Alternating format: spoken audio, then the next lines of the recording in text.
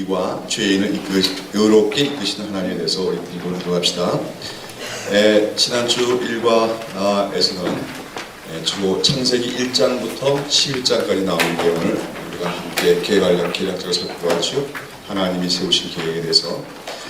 지난주에 말씀드렸듯이 이 창세기의 1장부터 11장에 나오는 이 첫 부분은 성경 전체의 밑그림과 같다 이렇게 얘기하셨어요.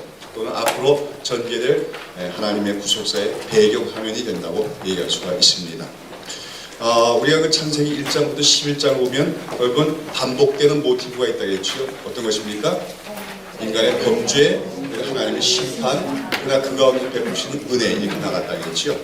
그것이 그래서 아담의 범죄, 심판, 은혜, 그 다음에 가인의 심판, 범죄, 심판, 은혜, 그 다음에 모든 땅에 사는 모든 사람들의 범죄와 거기에 대한 심판, 노아 홍수죠. 그 다음에 은혜, 그 다음에 뭐죠? 바벨탑 사건이죠. 바벨탑 사건으로 또 범죄했을 때 하나님이 그들을 방언으로 흩으시죠. 그럼 그 가운데서 하나님 베푸신 은혜가 뭘까요? 그 이야기가 바로 창세기 11장 마지막 끝에만이 나오는 아브라함의 얘기가 바로 그렇게 모든 민족을 세상에 흩으시는 가운데서도 한 사람을 부르시는 얘기가 바로 하나님 베푸시는 은혜의 이야기로 이제 이어지게 되었습니다. 그러니까 어쩌면 창세기 1장부터 11장까지의 큰 사건들, 천지창조, 또 그 다음에 인간의 타락, 노아 대홍수, 또 뭡니까? 바벨탑 사건, 아주 큼직큼직한 사건 나오는데, 근데 이 사건은 사실 다 거기에 대한 기록은 아브라함을 부신 사건을 갖다가 설명하기 위한 하나의 배경이라고 얘기할 수가 있지요. 우리가 그 1장부터 11장에 나오는 그 사건들을 잠시 우리가 공부했지만 거기 나오는 사건들에 비해서 하나님께서 그 아브라함을 부르신 얘기는 사실 큰 얘기입니까? 작은 얘기입니까? 아주 사소한 얘기죠. 천지창조 얘기, 또 대홍수 얘기, 이런 건 뭐 신문뿐만 아니라 텔레비, 그런데 뭐 온갖 매스컴에 며칠이고 보도돼야 될 그 큰 사건이지만 하나님께서 아브라함이라는 사람을 갈대고에서 부르셨다 하는 사건은 신문에 나겠습니까? 안 나겠습니까? 요즘 같아서 신문에 뭐 한 줄조로도 안 날 그런 아주 미미한 사건이에요. 그러나 이제 하나님께서 인류를 향하신 구원 역사는 바로 이처럼 지극히 작은 사건, 아브라함이라고 하는 별로 두드러지도 않은 특별한 사람도 아닌 한 사람을 부르신 사건으로부터 하나님의 구원 역사는 시작된다 하는 것을 성경은 우리에게 보여주고 있어요. 이것은 무엇을 말하는 겁니까? 성경이 얘기하고 있는 것은 하나님 나라라고 하는 것은 인간들이 생각할 때 무슨 거창하고 거대한 어떤 인간들의 계획과 그러한 사건으로부터 시작되는 것이 아니라 하나님 나라는 늘 어떻게 시작한다는 겁니까? 지극히 작은 데서 시작합니다. 지극히 작은 거에서 시작한다. 그래서 예수님은 천국은 무엇과 같다 했어요? 겨자씨 하나가 같다 했죠. 겨자씨 하나는 지극히 작은 것이지만 그러나 그것이 나중에 자라서 큰 나무가 있을 때 거기에 온갖 새들이 와서 깃드는 것 같은 것이 천국이다. 그래서 아브라함을 부르는 사건은 대단히 작은 사건입니다. 그러나 그 작은 사건을 통해서 이제 하나님은 전 인류를 구원할 계획을 이제 수립하시고 추진해 나가시는 것이죠. 우리는 이 아브라함을 뭐라고 부르죠? 흔히 믿음의 조상이라고 부르죠. 믿음의 조상. 이렇게 잘못 생각하면 그러면 아브라함은 최초로 믿은 사람이다 이렇게 생각이 쉬운데 그건 아닙니다. 지난주에 얘기했죠. 아담은 예수를 믿은 사람이 아니에요. 아담은 예수님을 믿었어요? 안 믿었어요? 예, 우리가 아담도 예수를 믿은 사람이다 얘기할 수 있는 거예요. 아벨도 믿은 사람이고, 즉 장차 오실 구속주, 구속자의 그 죽음으로 말미암아 우리가 인간의 모든 죄와 수치가 덮여지고 구원을 받을 수 있을 것이다 하는 사실 믿은 사람은 다 예수를 믿은 사람이라고 얘기할 수가 있다는 겁니다. 그러면 아브라함이 믿음의 조상이라고 불리는 것은 그가 최초로 여호와 하나님을 알게 되었고 믿는 사람만은 아니에요. 왜냐하면 아브라함 당시 이미 여호와 하나님 믿고 있었던 사람들이 곳곳에 있었던 것을 우리가 성경에서 볼 수 있지요. 누가 있습니까? 오늘 우리가 창세기에 보면은 누구에게 나와요? 멜기세덱이라는 사람에게 나오잖아요. 바로 그 아브라함과 동시대 살았던 사람인데 그가 살렘의 왕일 뿐만 아니라 여호와의 제사장이라고 나온단 말이죠. 아브라함과 별로 만난 적이 없는데 그는 여호와를 따로 믿는 사람이었어요. 또 누가 있어요? 우리가 욥기에 보면은 욥도 우스 땅에 살고 있는데 여호와를 경외하는 자라고 했지요. 이 욥이 살았던 시대도 추적해보면 아브라함의 시대가 거의 비슷한 시대입니다. 그러니까 아브라함 시대에 이미 곳곳에는 여호와 하나님을 알고 하나님을 섬기는 그러한 하나님의 백성들이 곳곳에 있었어요. 그러나 아직까지 하나님의 구체적인 그 인류 구원을 위한 전체적인 하나님의 체계적인 구원 계획은 시작되지 않은 가운데 이 아브라함으로부터 시작해서 하나님께서 인류 전체 구원을 위한 뭡니까? 계획을 수립하게 되신다 하는 면에서 아브라함은 믿음의 조상이 되어지는 거고, 그 이후로는 이제 모든 구원받은 사람들의 조상이 되어질 것이, 영적 조상이 될 것이기 때문에 믿음의 조상이라고 불려지게 되는 것입니다. 자, 여하튼 우리는 아브라함을 믿음의 조상이라고 불러요. 자, 그러면 아브라함 그럴 때 우리는 흔히 아브라함은 어떤 사람으로 생각할 수 있습니까? 약사는 원래 좀 특이한 사람이었다, 뛰어난 사람이었다, 이렇게 우리가 생각하기 쉽지요. 그렇죠? 믿음의 조상이라 불릴 정도되니까. 그러나 우리가 성경을 보면 이 아브라함은 위대하다는 것과는 전혀 거리가 먼 사람이라는 걸 우리가 알 수가 있지요. 아브라함은 그 당시 살고 있던 사람들 중에서도 아주 지극히 평범한 한 사람에 불과했습니다. 그리고 우리가 창세기에 나오는 여러 가지 이야기들을 보면 그는 어떤 사람이에요? 겁쟁이기도 하고 비겁하기도, 때로는 비겁하기도 하고, 그 다음에 거짓말하기도 하는 아주 연약한 사람이라는 걸 알 수 있어요. 도덕적으로도 문제가 있는, 흠결이 있는 그런 사람이라는 거죠. 거기다가 원래부터 그가 하나님을 믿었느냐 하면 그것도 아닙니다. 그는 원래 그의 고향 땅에 살 때에 우상 숭배를 하는 사람이었다 하는 거예요.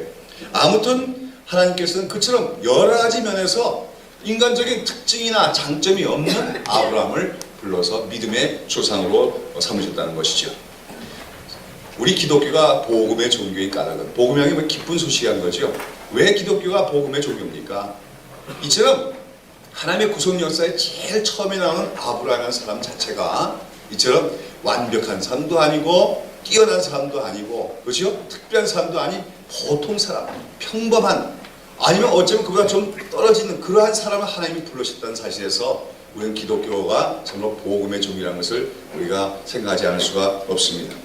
쉽게 말해서 아브라함이 우리가 종자가 다른 사람이었다면 우리는 구원 받을 수 있습니까? 없습니까?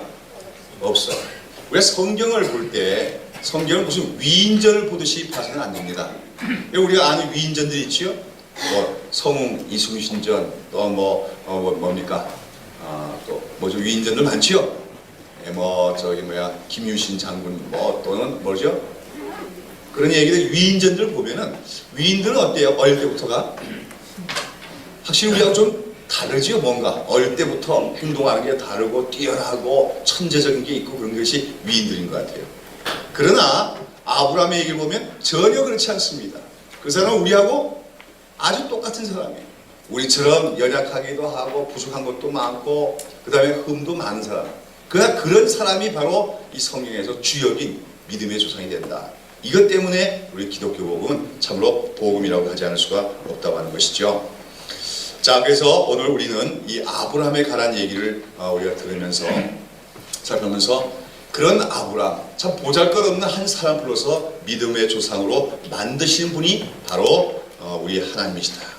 하나님은 누구의 하나님이냐? 아브라함의 하나님, 곧 우리의 하나님이신데, 그 아브라함이 어떤 존재인가 했을 때 참으로 보잘것없고 특별한 장점도 없지만 그런 아브라함을 믿음의 조상으로 만드신 하나님, 그분이 우리의 하나님이라고 하는데 우리는 참으로 하나님께 대한 소망을 둘 수가 있는 줄로 믿는 것입니다.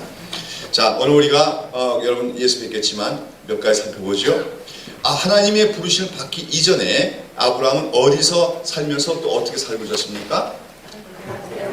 갈대아 우르에 살고, 갈대아 우르는 지금 어느 지역이에요?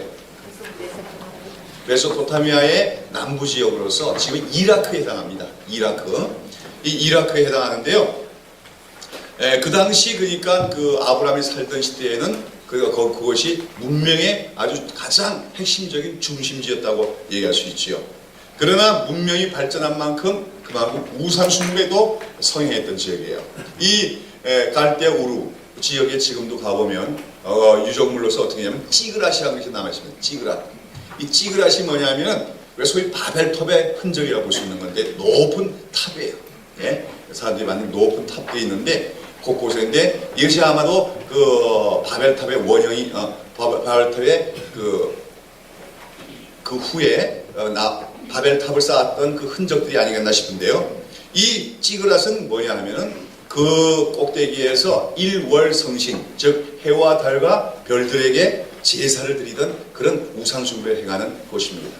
그러니까 뭐 태양신, 뭐 달신 해가지고 거기에 제사를 드리던 곳이어서 그만큼 갈대오르는 뭐예요? 우상숭배가 성행하던 지역이었지요. 그런데 그 당시 그 갈대오로 살면서 아브라함은 뭘 하고 살았겠어요? 아브라함이 뭘 했는지 우리가 구체적으로 잘 모르겠지만 여호수아서 24장 2절을 보시면은 여호수아의 고별설교가 나오죠. 여호수아가 이제 가나안 정복 전쟁을 다 끝내고 이제 은퇴하면서 이스라엘 백성을 모아놓고 행하는 고별설교가 나오는데 거기서 뭐라고 하고 있습니까? 여호수아가 모든 백성에게 이르되 이스라엘 하나님 여호와의 말씀에 옛적에 너의 조상들 곧 아브라함의 아비 나홀의 아비 데라가 강 저편에 거하여 무슨 다른 신들을 섬겼으나. 보니까 아까 말씀하신 것처럼 아브라함 당시에 이미 곳곳에는 여호와를 알고 섬기는 사람이 있었지만 그러나 아브라함의 가문은 그렇지 않았다는 겁니다. 그 우상 숭배의 중심지인 갈대아 우르에 살면서 뭐예요? 데라가 다른 신을 섬겼더라. 그렇죠? 이방 신을 섬겼더라고 여호수아가 얘기하고 있는 것을 보게 됩니다. 여러분 그 당시 문화에서 보면은 소위 가부장제 보니까 아버지 데라가 다른 신을 섬겼다면 아브라함은 따로 여호와를 섬길 수 있었겠나요? 그렇지 않겠지요? 그도 역시 아버지를 따라서 그 다른 신을 섬길 수밖에 없었을 것이라는 것이죠. 근데 유대인들의 전설에 의하면은 이 데라, 그 아브라함의 아버지 데라가 특별히 그 갈대아 우르에서 우상을 만들어서 파는 사람이었다. 그렇게 전해져 오고 있어요. 확실한 근거는 없지만 여하튼 이런 것들 보면은 아브라함은 원래 갈대아 우르에 있을 때 여호와 하나님을 전혀 알지 못하고 그저 뭡니까? 우상을 섬기면서 살아가던 그런 죄인에 불과한 사람이었다는 것이죠. 그런데 그러한 아브라함에게 누가 나타나신 겁니까? 여호와 하나님이 나타나시고 말씀하시는 것이죠. 창세기는 오히려 그 얘기가 없어요.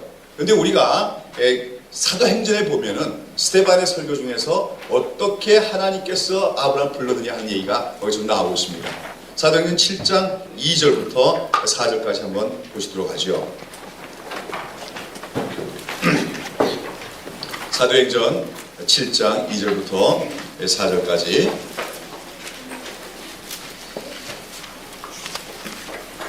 찾으셨습니까? 우리 한번 읽어보도록 합니다. 스데반이 가로되 여러분 부형들이여 들으소서. 우리 조상 아브라함이 하란에 있기 전 메소포타미아에 있을 때 영광의 하나님이 그에게 보여 가라사대 때 내 고향과 친척을 떠나 내게 보일 땅으로 가라 하시니 아브라함이 갈대아 사람의 땅을 떠나 하란에 거하다가 그 아비가 죽음에 하나님이 거기서 너희 시방 거하는 이 땅으로 옮기셨느니라. 여러분 메소포타미아에 있을 때, 즉 갈대아에 있을 때 영광의 하나님이 그에게 보였다 그랬어요.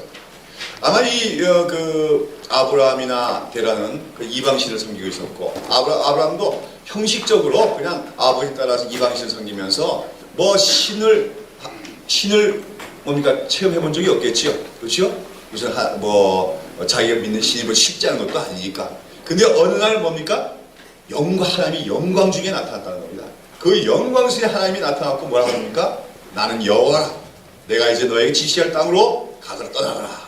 이런 말씀을 주셔서 거기부터 아브라함이 출발하게 되었다 하는 것이죠. 이러한 우리가 아브라함의 부르심의 얘기로부터 우리가 알 수 있는 것은 무엇입니까? 인간의 구원이라고 하는 것은 인간이 스스로 시작하는 것이 아니라고 하는 겁니다. 그렇죠? 아브라함은 전혀 하나님을 알지 못하는 가운데 있었어요. 그러나 하나님이 직접 찾아가 불러주심으로 아브라함의 구원은 시작이 되어진다는 것이죠. 즉 인간의 구원은 하나님으로부터 시작된다는 것을 우리가 발견할 수 있고 하나님께서 하나님 자신을 알게 해주셔야 비로소 우리는 하나님을 알 수가 있는 겁니다. 지금도 하나님을 알지 못하는 사람들은 하나님이 어디 있어 우리에게 참 물을 때마다 우리 참 갑갑하지요. 설명하려면. 그러나 사실 그 사람들은 우리가 불쌍히 여겨야 돼요. 왜냐하면 하나님께서 그 영광을 보여주시지 않으면 인간의 이성과 인간의 모든 지혜로서는 도무지 하나님을 알 수가 없는 것이 타락한 인간의 상태라고 하는 겁니다. 그러나 그런 가운데 영광의 하나님이 아브라함에 나타나서 그를 믿음의 조상으로 삼았던 것처럼 우리도 오늘도 하나님을 믿고 이렇게 구원을 이뤘지만 우리에게도 바로 하나님께서 자신을 우리에게 계시해 주셨기 때문에 우리가 하나님을 알게 되고 하나님을 아버지라고 부르며 믿게 된 것이라는 것을 우리가 기억해야 될 줄로 믿습니다. 그런 가운데 아마 이제 아브라함이 너무나 생생한 그 영적 체험을 했기 때문에 그래서 아마 가족 전체에게 얘기했겠지요. 영광의 어떤 신이 나타나서 나보고 저 위로 올라가라고 합니다. 어딘지 잘 모르는 거예요. 그러면서 그랬더니 그 당시 사람들로서 좀 두려움이 접하니까 그 데라 아버지를 비롯해서 모든 가족들이 자 그러면 우리가 이주하자. 그래서 아마 데라와 그 세 아들이 이주를 하게 시작하게 된 것 같습니다. 근데 그 데라의 아들들이 몇 명이에요? 세 명인데 누굽니까? 하란. 그 다음에 누구죠? 아브라함, 나홀 이렇게 되는데 이게 3남 세 아들인데 아마 아브라함이 중간인 것 같습니다. 근데 이 하란이라고 하는 큰 아들은 일찍이 죽어요. 갈대오로 해서 이미 죽었어요. 그러고서 그가 남긴 아들이 누굽니까? 롯이고. 그러니까 아브라함에게 뭐죠? 조카가 되는 거죠. 근데 이 롯이 어릴 때부터 이제 아브라함이 이 롯을 거두어서 키웠던 것 같습니다. 그래서 말하자면 롯에게는 아브라함이 뭐예요? 삼촌이자 양아버지나 마찬가지지요. 그래서 데라와 이 하란 죽었고 롯과 아브라함의 이 가족들이 어디 이주하는 겁니까? 하란으로. 그렇죠? 하란, 아람 땅 하란으로 이주를 하고. 근데 거기 가서 이제 그 데라는 죽게 되는 겁니다. 그렇죠? 근데 아마 가다가 멈췄던 것 같아요. 계속해서 하나님의 지시에 따라서 가야 되는데 데라가 여기 더 가지 말자. 여기가 좋으니까 여기서 머물자 해서 그 하란 땅에서 머물게 되는 것 같습니다. 자, 그런데 창세기 12장 1절에 보면 이제 여호와께서 아브라함에게 뭐라고 합니까? 이르시되 너는 너의 본토 친척 아비집을 떠나 내가 네게 지시할 땅으로 가라.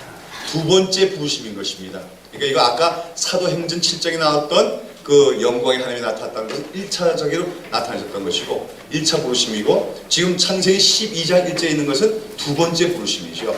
이미 갈대오에서 부르심을 받아서 하란 땅에 가서 머물고 있는 가운데 하나님께서 재차 아브라함에게 여기서 머물지 말고 내가 지시할 땅으로 가라고 말씀하시는 것입니다. 여기서 이제 아브라함은 어떻게 되는 거죠? 여호와의 말씀을 쫓아서 다른 거 아무것도 없습니다. 어디로 가야 될지도 모르고 그 땅이 어느 것이도 어떠한 것인지도 모르면서 가라고 하는 말씀만 믿고서 붙들고서 이제 가나안 땅으로 들어가게 되어지는 것이죠. 여러분 우리가 생각해 봅시다. 물론 그 하란에서 가게 되지만 갈대아 우르를 떠나서 그 가나안 땅까지 가는 그것이 그 당시로선 엄청난 모험이라고 하지 않을 수가 없는 거죠. 요즘이야 뭐 비행기를 타든지 아니면 기차를 타면 갈 수가 있겠지만 걸어서 가야 되는데 가는 길에 뭐 엄청난 뭐 험한 길도 있을 것이고 그렇죠? 험한 골짜기도 있을 것이고 강도대도 있을 것이고 그런 것들이 있는데 그걸 가야 됩니다. 거기다가 또한 중요한 것은 그 갈대아 우르에서 그동안 대대로 살아왔던 그 모든 삶의 기반을 다 버리고 떠나야만 하는 것이 바로 아브라함이 가는 길이었다는 것이죠. 여러분 여기서 우리가 기억해야 될 것은 우리 그리스도인의 삶이라고 하는 것, 우리 하나님의 백성이 된다는 건 뭐냐면 하나님의 백성이 되는 그 순간부터 우리는 뭡니까? 모든 것을 버리고 떠나야 된다는 것을 기억해야 됩니다. 하나님 말씀하시죠. 본토, 친척, 아비집을 떠나. 그래서 어저께까지 나에게 모든 정들을 얻고 나에게 익숙한 모든 것을 포기하라 그 말입니다. 우리가 하나님 백성답게 되려면 포기하는 게 있어야 돼요. 떠나는 것이 있어야 돼요. 버리는 것이 있어야만이 우리가 하나님의 백성답게 변화되어 나갈 수가 있다고 하는 거죠. 그러면서 우리는 무엇을 따라가는 겁니까? 이제부터는 하나님 말씀만 따라가는 거죠. 내일을 알지 못하지만 그 하나님의 인도하심을 믿고 나아가는 것. 그것이 하나님의 백성의 이제 삶의 길이라고 할 수가 있어요. 자, 이처럼 하나님의 지시를 받고 그 고향 땅을 떠난 아브라함에게 대해서 하나님께서는 그 아브라함의 앞에 장래에 어떻게 해주시겠다고 약속하십니까?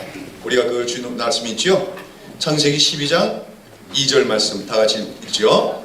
내가 너로 큰 민족을 이루고 네게 복을 주고 네 이름을 창대케 하리니 너는 복의 근원이 될지라. 예. 여러분 하나님께서 이처럼 참 고향 땅 모든 정들었던 걸 다 떠나고 아비 집을 떠나는 거 그렇죠? 하나님 지시한 땅으로 가는 그 아브라함, 순종하는 아브라함에게 하나님께서 축복해 주십니다. 뭐라고 합니까? 너는 장차 큰 민족을 이루게 되리라. 큰 민족을 이루게 되리라. 그 다음에 뭡니까? 내 이름이 창대케 되리라. 창대케 되리라는 게 뭐예요? 모든 사람에게 그 이름이 알려지는 것을 얘기하는 거죠. 그렇죠? 그렇지 않습니까?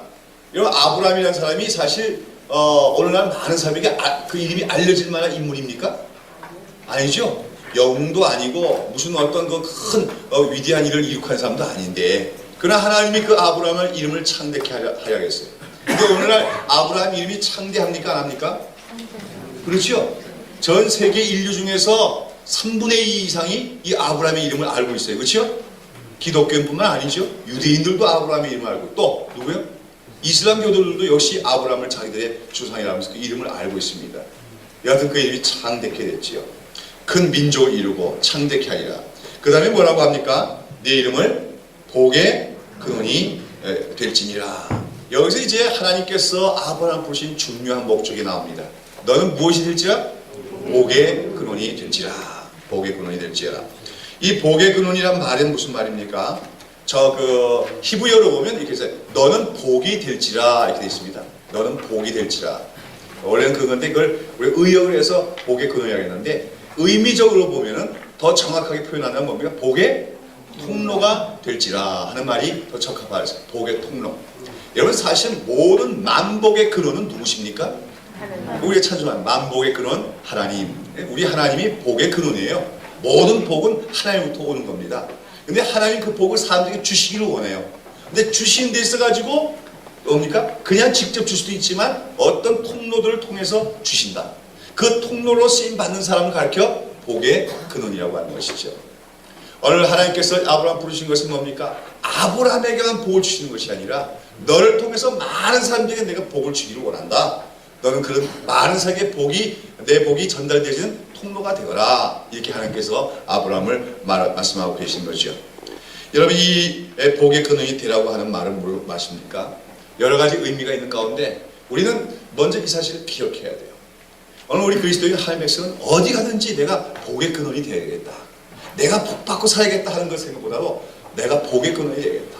나 때문에 다른 사람들이 하나님을 알게 되고 나 때문에 다른 사람들이 하나님의 은총을 받게 되고 나 때문에 다른 사람들이 행복해지고 그런 복의 통로가 되겠다 하는 그러한 철저한 우리 그 목적의식을 좀 가져야 될 줄로 믿습니다. 내가 있든지 없든지 아무런 영향도 없는 그런 사람 아니라 오히려 나 때문에 다른 사람들이 거꾸럽고 다른 사람들이 더 삶에 불편함을 주는 그런 존재가 아니라 나 때문에 다른 사람들이 어쨌든 더 행복해지고 하나님의 축복을 전달받을 수 있는 도구가 되게 하여 주시옵소서. 이것이 우리의 늘 기도가 되어야 될 줄로 믿습니다. 근데 여기서 너는 복의 근원이 될지라 하는 이 말은요, 다른 말로 하면 네가 서 있는 자리를 복된 자리로 만들어라 하는 말로도 우리가 이해할 수가 있습니다. 여러분 우리 하나님의 그 백성들은 환경을 탓하면 하는 사람이 돼서는 안 된다는 거예요. 많은 사람이 환경을 탓할 때가 많죠. 환경이 나는 좋지 않아서 행복하지 못해. 그렇죠? 환경만 좋으면 나도 더 잘 살 수 있을 터인데 그런 얘기를 많이 합니다. 이런 얘기를 우리가 청소년기 때부터 배워놓으면은 그 사람이 일생 환경에 이끌려 사는 사람밖에 되지 않는 거예요. 그런 가운데 우리가 우리 자녀들에게 어린 날부터 가르쳐줄 것은 네가 서 있는 그 자리에서 뭐가 되어라? 복의 근원이 되어라. 이렇게 우리가 그들에게 바른 삶을 가르쳐줘야 된다고 하는 것이죠. 환경이 좋지 않아서 나는 행복하지 않다. 환경이 좋지 않아서 나는 제대로 사명을 감당하지 못한다는 것은 다 핑계이고요. 하나님의 백성은 어떻게 됩니까? 자기가 서 있는 그 환경을 극복하는 사람이 되야 됩니다. 그래서 자기가 살고 있는 곳을 복된 땅으로 복된 곳으로 만들고 그래서 다른 사람들이 그 복을 누릴 수 있도록 하는 사람이 되어지는 것이 바로 복의 근원이라고 하는 명칭의 의미라고 할 수가 있어요. 여러분 지금 지구상에서 사람이 가장 살기에 좋은 땅이 어디라고 합니까? 보통 지구에서 제일 사람들이 살기 좋은 땅, 그 나라 어디라 그래요? 예? 카나다? 또 호주? 예. 예? 하와이. 전 다 안 가봐서 잘 모르겠어요. 여하튼 이민 가는 분들 많죠, 그렇죠? 어디가 좋다 해서 이민들 많이 가시는 것 같아요. 근데 뭐 보니까 카나다 이민 많이 갔고 또 뉴질랜드 이민도 많이 가고 있는 것 같은데요. 환경이 좋다고. 근데 언젠가 뭐 이렇게 통계치 나온 거 보니까 여러 가지 환경에서 제일 사람이 거주하기 좋은 지역이 카나다라고 이렇게 나와 있더라고요. 네. 그러나 우리가 그 카나다다 뉴질랜드가 복된 땅이 아니라 우리가 서 있는 이곳이 복된 땅으로 만들어내라 하는 것이 바로 하나님께서 너는 복의 근원이 되라고 하는 말씀의 의미라고 할 수가 있다고 하는 것입니다. 그러면서 하나님께서는 이제 뭐라고 하죠? 3절 다시 읽죠. 너를 축복하는 자에게는 내가 복을 내리고 너를 저주하는 자에게는 내가 저주하리니 땅의 모든 족속이 너를 인하여 복을 얻을 것이니 하시니라. 너를 축복하는 자, 쉽게 말하면 너에게 잘 대해주려는 나도 그에게 잘 대해줄 것이고 너를 해치고 너를 못 살게 온 자는 그에게 한번 혼을 내겠다 이런 말입니다. 한마디로 이것은 하나님과 아브라함이 어떤 관계를 맺는 것을 얘기하는 겁니까? 이걸 우리가 공수동맹이라고 합니다. 공수동맹. 옛날에 이제 이웃 나라가 있을 때 두 나라가 동맹을 맺어요. 그래서 다른 나라가 쳐들어오면 같이 어울려서 막아내기도 하고 같이 공격하기도 하는 그런 걸 공수동맹이라고 하는데 지금 하나님께서 아브라함이 그렇게 얘기하는 겁니다. 너와 내가 공수동맹을 맺자. 그래서 누구든지 너를 공격하는 자가 있으면 내가 너와 함께 방어해 줄 것이고 또 뭡니까? 반대로 너에게 잘해준 사람이 있으면 내가 너와 함께 그에게 복을 내리라. 이렇게 말씀해 주시는 것이죠. 한마디로 하나님께서 이것은 뭡니까? 이 아브라함에게 함께 하시겠다고 하는 맹세입니다. 네가 어디로 가든지 내가 함께 하겠다고 하는 맹세를 하신 것이죠. 자, 이때 아브라함의 나이가 몇 살입니까? 이렇게 75세. 아브라함이 하나님의 부르심을 받고 그 약속의 땅으로 들어왔을 때가 75세예요. 75세면 지금 나이로는 엄청난 거지만 그 당시는 수명이 길었으니까 요즘 나이로 하면 한 몇 살 정도가 될 것 같습니까? 예? 40? 40 정도 될까요? 근데 그 수명이 우리하고 정비례로는 그 계산이 안 되는 것 같고 아브라함이 175세까지 살았더구만요. 예. 그러나 제가 볼 때는 그 당시 75세가 지금으로는 한 41세는 넘는 것 같고 한 50세 정도는 되는 것 같아요. 대략 계산해 보면. 왜냐하면 그가 완전히 남자로서의 성기능이 마비가 되는 게 100세 때 아닙니까? 그 75세에서 25세가 지나니까 그렇죠? 40세에서 25년 지나면 어떻게 됩니까? 한 65세면 완전히 그렇게 됩니까? 못 쓰게 됩니까? 저처럼 보이는데 조금은 쓸 수 있죠? 네. 그러니까 100세에 완전히 남성으로서의 성기능이 없으신 거 봐서 아마 이때가 한 50세 정도는 된 걸로 봐야 되지 않겠나 싶어요. 그렇죠? 그러니까 빠른 나이, 이른 나이입니까? 늦은 나이입니까? 그렇게 이르다고 할 수 없죠? 상당히 늦은 나이에 출발했어요. 오늘도 여기 보면 조금 늦은 나이에 시작하시는 분도 있지만 절대로 하나님과 동행하는 삶에서는 늦었다고 할 수 있는 나이가 없습니다. 오늘부터 시작하면 새로운 삶이 시작되고 전개가 된다고 하는 것이죠. 자, 그러면서 이제 아브라함은 그 가나안 땅에 들어가서 여러 곳을 옮겨갈 때 가는 곳마다 그가 뭘 하죠? 거기 보면은 그가 가는 곳마다 여호와께 단을 쌓고 하나님께 예배를 드리는 것을 보시죠. 그것은 뭐냐 하면 그것은 이런 말입니다. 하나님은 어디다 계시다는 그런 표현이 될 수가 있어요. 그렇죠? 다른 신들을 섬기는 사람은 보통 자기들 섬기는 신은 어디 있다고 생각합니까? 우리가 헬라 그리스 사람들은 올림푸스 산 해갖고 특별한 어떤 장소에만 그 신이 있다고 생각하잖아요. 근데 지금 아브라함은 이동하면서 가는 곳마다 제단을 쌓았다는 것은 내가 믿는 하나님 여호와 하나님, 그렇죠? 그 하나님은 어디 계시다? 어디든지 계시다. 더 구체적으로 내가 가는 곳마다 다 계시다. 이러한 고백인 줄로 믿습니다. 오늘도 우리는 그러한 믿음을 갖고 사는 거죠. 하나님이 어디 계십니까? 예, 하나님 어디 계십니까? 물론 전지전능하시고 무소부재하시다. 우리가 교리적으로 그러죠. 아무 데나 다 계시다. 근데 그걸 구체적으로 얘기하면 이렇게 돼요. 내가 계신 곳에 계시다. 믿습니까? 하나님은 어디 계시냐? 어디든지 계시다는 것은 좀 추상적인 거고 내가 계신 곳마다 내가 있는 곳마다 다 계시다. 이런 고백으로 우리는 살아갈 때 하나님이 공수동맹 맺으신 하나님이 나와 함께 하시는 거 아니겠습니까? 자, 이렇게 참 아브라함이 출발을 잘했어요. 믿음을 가지고 그 늦은 나이에 말씀을 따라 큰 모험을 했고 결단했어요. 그러나 아브라함의 믿음이 아직까지도 아주 어리고 미숙하다는 것이 그 다음에 나타나죠. 어떤 사건이 일어납니까? 그 땅에 뭐가 일어났어요? 10절에 보면 그 땅에 기근이 있으므로 아브라함이 애굽에 우려하려 그리고 내려갔으니 그랬습니다. 여러분, 약속의 땅인 그 가나안 땅에 왔어요. 그 가나안 땅 아브라함은 어떻게 예상했을까요? 그 영광의 하나님이 인도하시는 그 땅에 가면 그 땅은 그냥 모든 것이 다 갖춰지고 에덴 동산처럼 부족한 곳이 없는 곳이 되리라고 기대했는지 몰라요. 근데 막상 왔더니 뭐가 있더라고요? 기근이 일어났다 그 얘기예요. 여기서 아마 아브라함은 이게 웬일이야 하고 놀랐는지도 몰라요. 어쩌면 좀 실망을 했는지도 모릅니다. 여기서 이제 아브라함이 어떤 일을 하는 거죠? 애굽으로, 그렇죠? 먹을 걸 찾아 애굽으로 내려가는 거죠. 여기서 이제 아브라함의 믿음이 아직까지도 어린 믿음이라는 것을 발견하게 되죠. 여기서 아브라함은 어떻게 했어야 됩니까? 예? 예, 인내하고 기다려야 되죠. 아니면은 또 내려갈지라도 어떻게 합니까? 하나님께 물어보고, 하나님 내가 내려가겠습니까? 안 가겠습니까? 그렇게 하고 내려가야 될 텐데 그냥 자기 생각에 그래서 먹을 것을 찾아 내려갔더라 하는 것입니다. 우리 신앙이라고 하는 게 뭐예요? 우리 신앙이라는 것은 결국 모든 일에 있어서 누구에게 여쭤보는 겁니까? 하나님께 여쭤보고 행하는 것이 믿음이에요. 그러나 우리는 그렇게 할 때 많죠. 어려운 일이 생기면 그냥 내 마음대로 해결해버리고 나중에 하나님 도와주세요 그럽니다. 말하자면 지금 애굽으로 내려가는 거 내가 결정해놓고 애굽으로 내려가면서 애굽으로 가는 길을 인도해 주세요 이렇게 얘기하는 건 마찬가지죠. 그러면 안 돼요. 그건 선호가 바뀐 겁니다.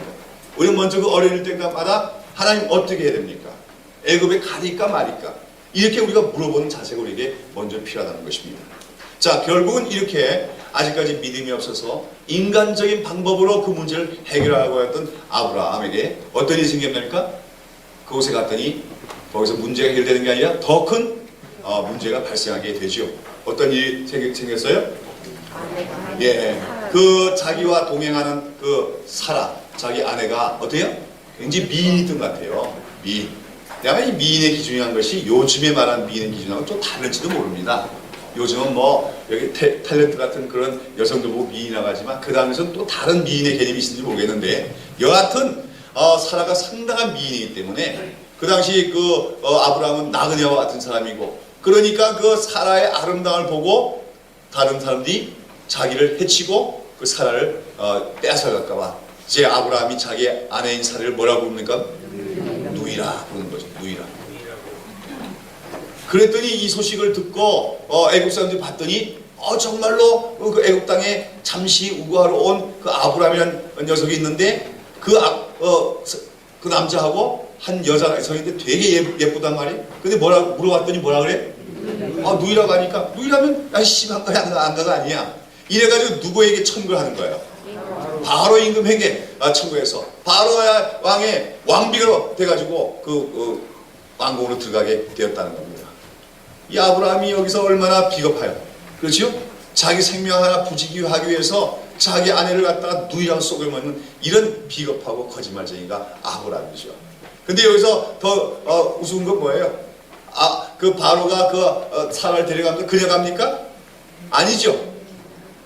아브라함에게 소와 양과 많은 재물을 선물로 주고 사라로 데려갔습니다. 아브라함이 자기 마누라 팔아먹고 얻은 그 소와 양떼를 바라보면서 어떤 기분이 들었을까요? 나 돈 벌었다 생각 들겠어요? 기가 막혔을 거예요, 그렇지요? 한숨이 나오고 어쩔 도리가 없게 됐습니다. 자, 여기서 이제 하나님께서 어떻게 하시는 거죠? 근데 하나님께서 여기서 공수동맹을 맺으셨잖아요. 그렇죠? 너를 축복한 자에겐 복을 내리고 너를 해친 자에겐 내가 같이 해주겠다. 하나님께서 꿈속에 바로에 나서 혼을 내줍니다. 그렇죠? 네가 어떻게 감히 내 사랑하는 사람의 그 아내를 네가 데려오시냐. 바로가 깜짝 놀라가지고 나는 그 여자가 그 사람의 아내인지 몰랐다고. 그 사람이 뭐해? 누이라고 해서 데려왔을 뿐이라고. 그러나 뭐 하나님도 혼났으니까 어떡합니까? 아마 그 바로의 가정에 어떤 그 재앙이 임했던 것 같아요. 그렇죠? 성적인 기능에. 그래가지고는 성적인 기능이 마비되다 보니까 왕비로 받아들였지만 그런 어떤 동침은 못했다는 겁니다. 그러고 나서 혼이 나가지고 이 아브라함에게 다시 사라를 돌려보는데, 또 그냥 돌려보는 게 아니라 어떡합니까? 미안하다고, 잘못했다 해서 또 여러 가지 선물을 같이 해서 보내게 됩니다. 여러분, 아브라함 참 이렇게 실수해가지고 거짓말로 아내를 갖다가 누이랑을 속여가지고 속였던 아브라함. 근데 그 하나님의 은혜로 그 아내를 다시 되돌려 받을 뿐만 아니라 뭐예요? 잘해서 받는 보너스가 아니라 그 못난 짓 했다고 하나님께서 보너스까지 쳐주는 것이 바로 이 아직까지도 신앙이 어렸을 때의 아브라함을 돌보시는 하나님의 은혜라는 것을 우리가 발견하게 되어지는 거예요. 여기서 우리는 하나님이 우리 하나님 백성을 다루시는 방법을 봅니다. 그래서 뭐냐면 아직도 아브라함이 어떤 사람이에요? 믿음이 초보다 그래요. 그 초보에 맞게끔 하나님이 배려하시는 것을 볼 수가 있지요. 아브라함으로서는 아직 그 믿음의 수준에서 그렇게 할 수밖에 없다는 것을 하나님은 아시고 아브라함을 대신해서 바로를 혼내시고 오히려 자기의 실수로 말미암아 아내를 잃어버렸던 그 아브라함에게 아내를 다시 찾게 하실 뿐만 아니라 여러 가지 선물까지 더 제물을 얻도록 하시는 하나님. 바로 이 아브라함은 여기서 이 사건을 통해서 하나님을 체험하게 되는 겁니다. 어떤 하나님입니까? 은혜로우신 하나님, 나를 늘 돌보시는 하나님, 그렇죠? 자기를 지켜주시겠다고 약속하신 것을 잊지 않으시고 신실하게 지키시는 그 하나님의 은혜를 그는 여기서 체험하여 알게 되어지는 것이죠. 그래서 여기서 이제 아브라함의 믿음은 성장하게 되어진다는 것이죠. 여러분, 여기서 우리가 한 가지 생각하고 싶은 것이 있습니다. 그것은 뭐냐 하면은 하나님께서 가라고 하신 땅이 가나안 땅인데 그 가나안 땅에 들어오자마자 뭐가 있다는 겁니까? 기근이 있었다 하는 것은 무엇입니까? 여러분, 하나님이 인도하심을 따라가면은 우리의 삶에는 고난도 없고 어떤 시련도 없다는 얘기입니까? 아니죠. 하나님이 인도하시는 것 따라가면은 그래서 만사형통하고 항상 두루두루 다 좋은 일만 있는 것이 아니라는 겁니다. 우리가 하나님을 따라가는 그 길 속에는 때로는 고난도 있고 예상치 않은 시련도 있을 수 있다는 것을 얘기하는 것이죠. 속된 말로 어떤 기독교에서는 예수만 믿으면 다 삼박자 축복받고 만사형통하게 된다는데 그것은 한마디로 거짓말입니다. 하나님은 그렇게 약속한 적 없어요. 그러나 어떤 고난과 시련을 당할지라도 우리를 지켜주시겠다고 하신 분이 바로 하나님이신 것이죠. 여러분, 왜 그러면 하나님께서는 하필이면 그 가나안 땅을 아브라함에게 들어가 살라고 하신 그 땅을 가라고 얘기하신 것이겠습니까? 나중에 결국은 이 아브라함의 후손들이 이 가나안 땅에 들어가 살게 되죠. 그 땅을 자기 땅으로 사는데 왜 하나님께서 아브라함과 그 후손에게 그 가나안 땅을 주시는 것일까요? 여러분, 가나안 땅 그러면 어떤 생각이 듭니까? 젖과 꿀이 흐르는 땅이라고 우리가 보통 얘기하고 있어요. 그렇죠? 성경에 보면 그런 표현이 많이 나오고 있고. 그런데 우리가 실제로 그 가나안 땅, 말하자면 그 팔레스타인 땅을 가보면은 그러나 별로 이게 어떻게 젖과 꿀이 흐르는 땅인가 하고 의아하게 생각되는 것이 바로 이스라엘 땅입니다. 저는 이스라엘 성지여행을 하면서 사람들이 저보게 묻더라고요. 성지여행 가서 제일 기억에 남는 것이 무엇이냐.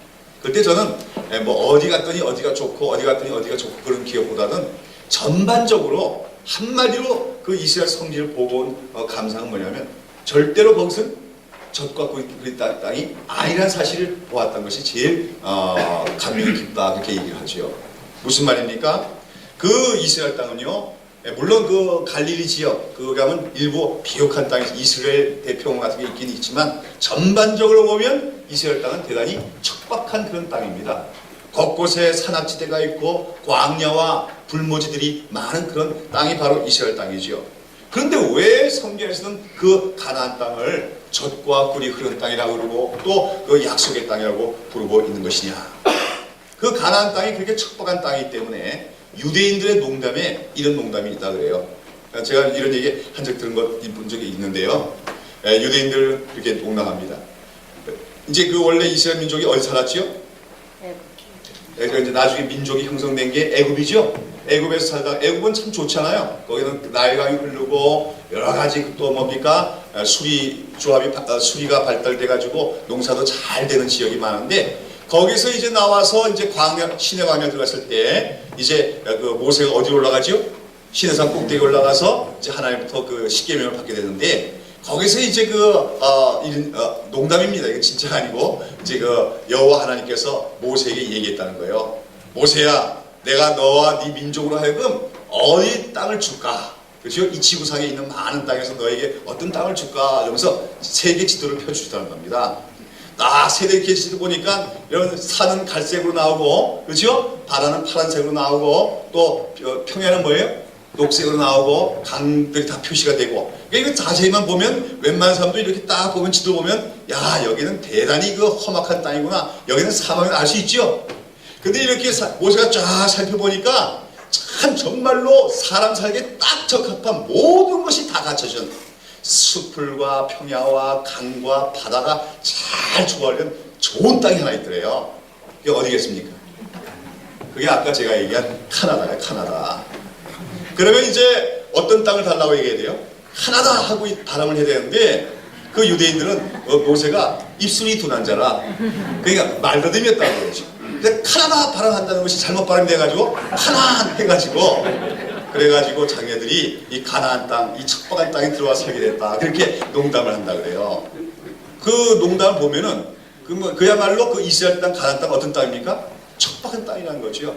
왜 근데 그 땅이 젖과 꿀이 흐르는 땅이라고 부르게 되냐면, 우리가 아까 복의 근원이 될지라는 말씀하고 관계가 있는 것입니다.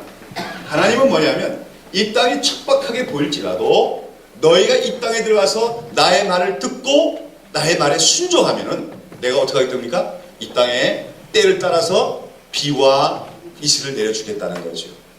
여러분, 그 이스라엘 땅의 풍토는 보면 그렇게 어떻게 보면 굉장히 삭막하고 거친 것 같아도, 그러나 그 일기 중에서, 한 해 중에서 이른 비와 늦은 비라는 게 있어요.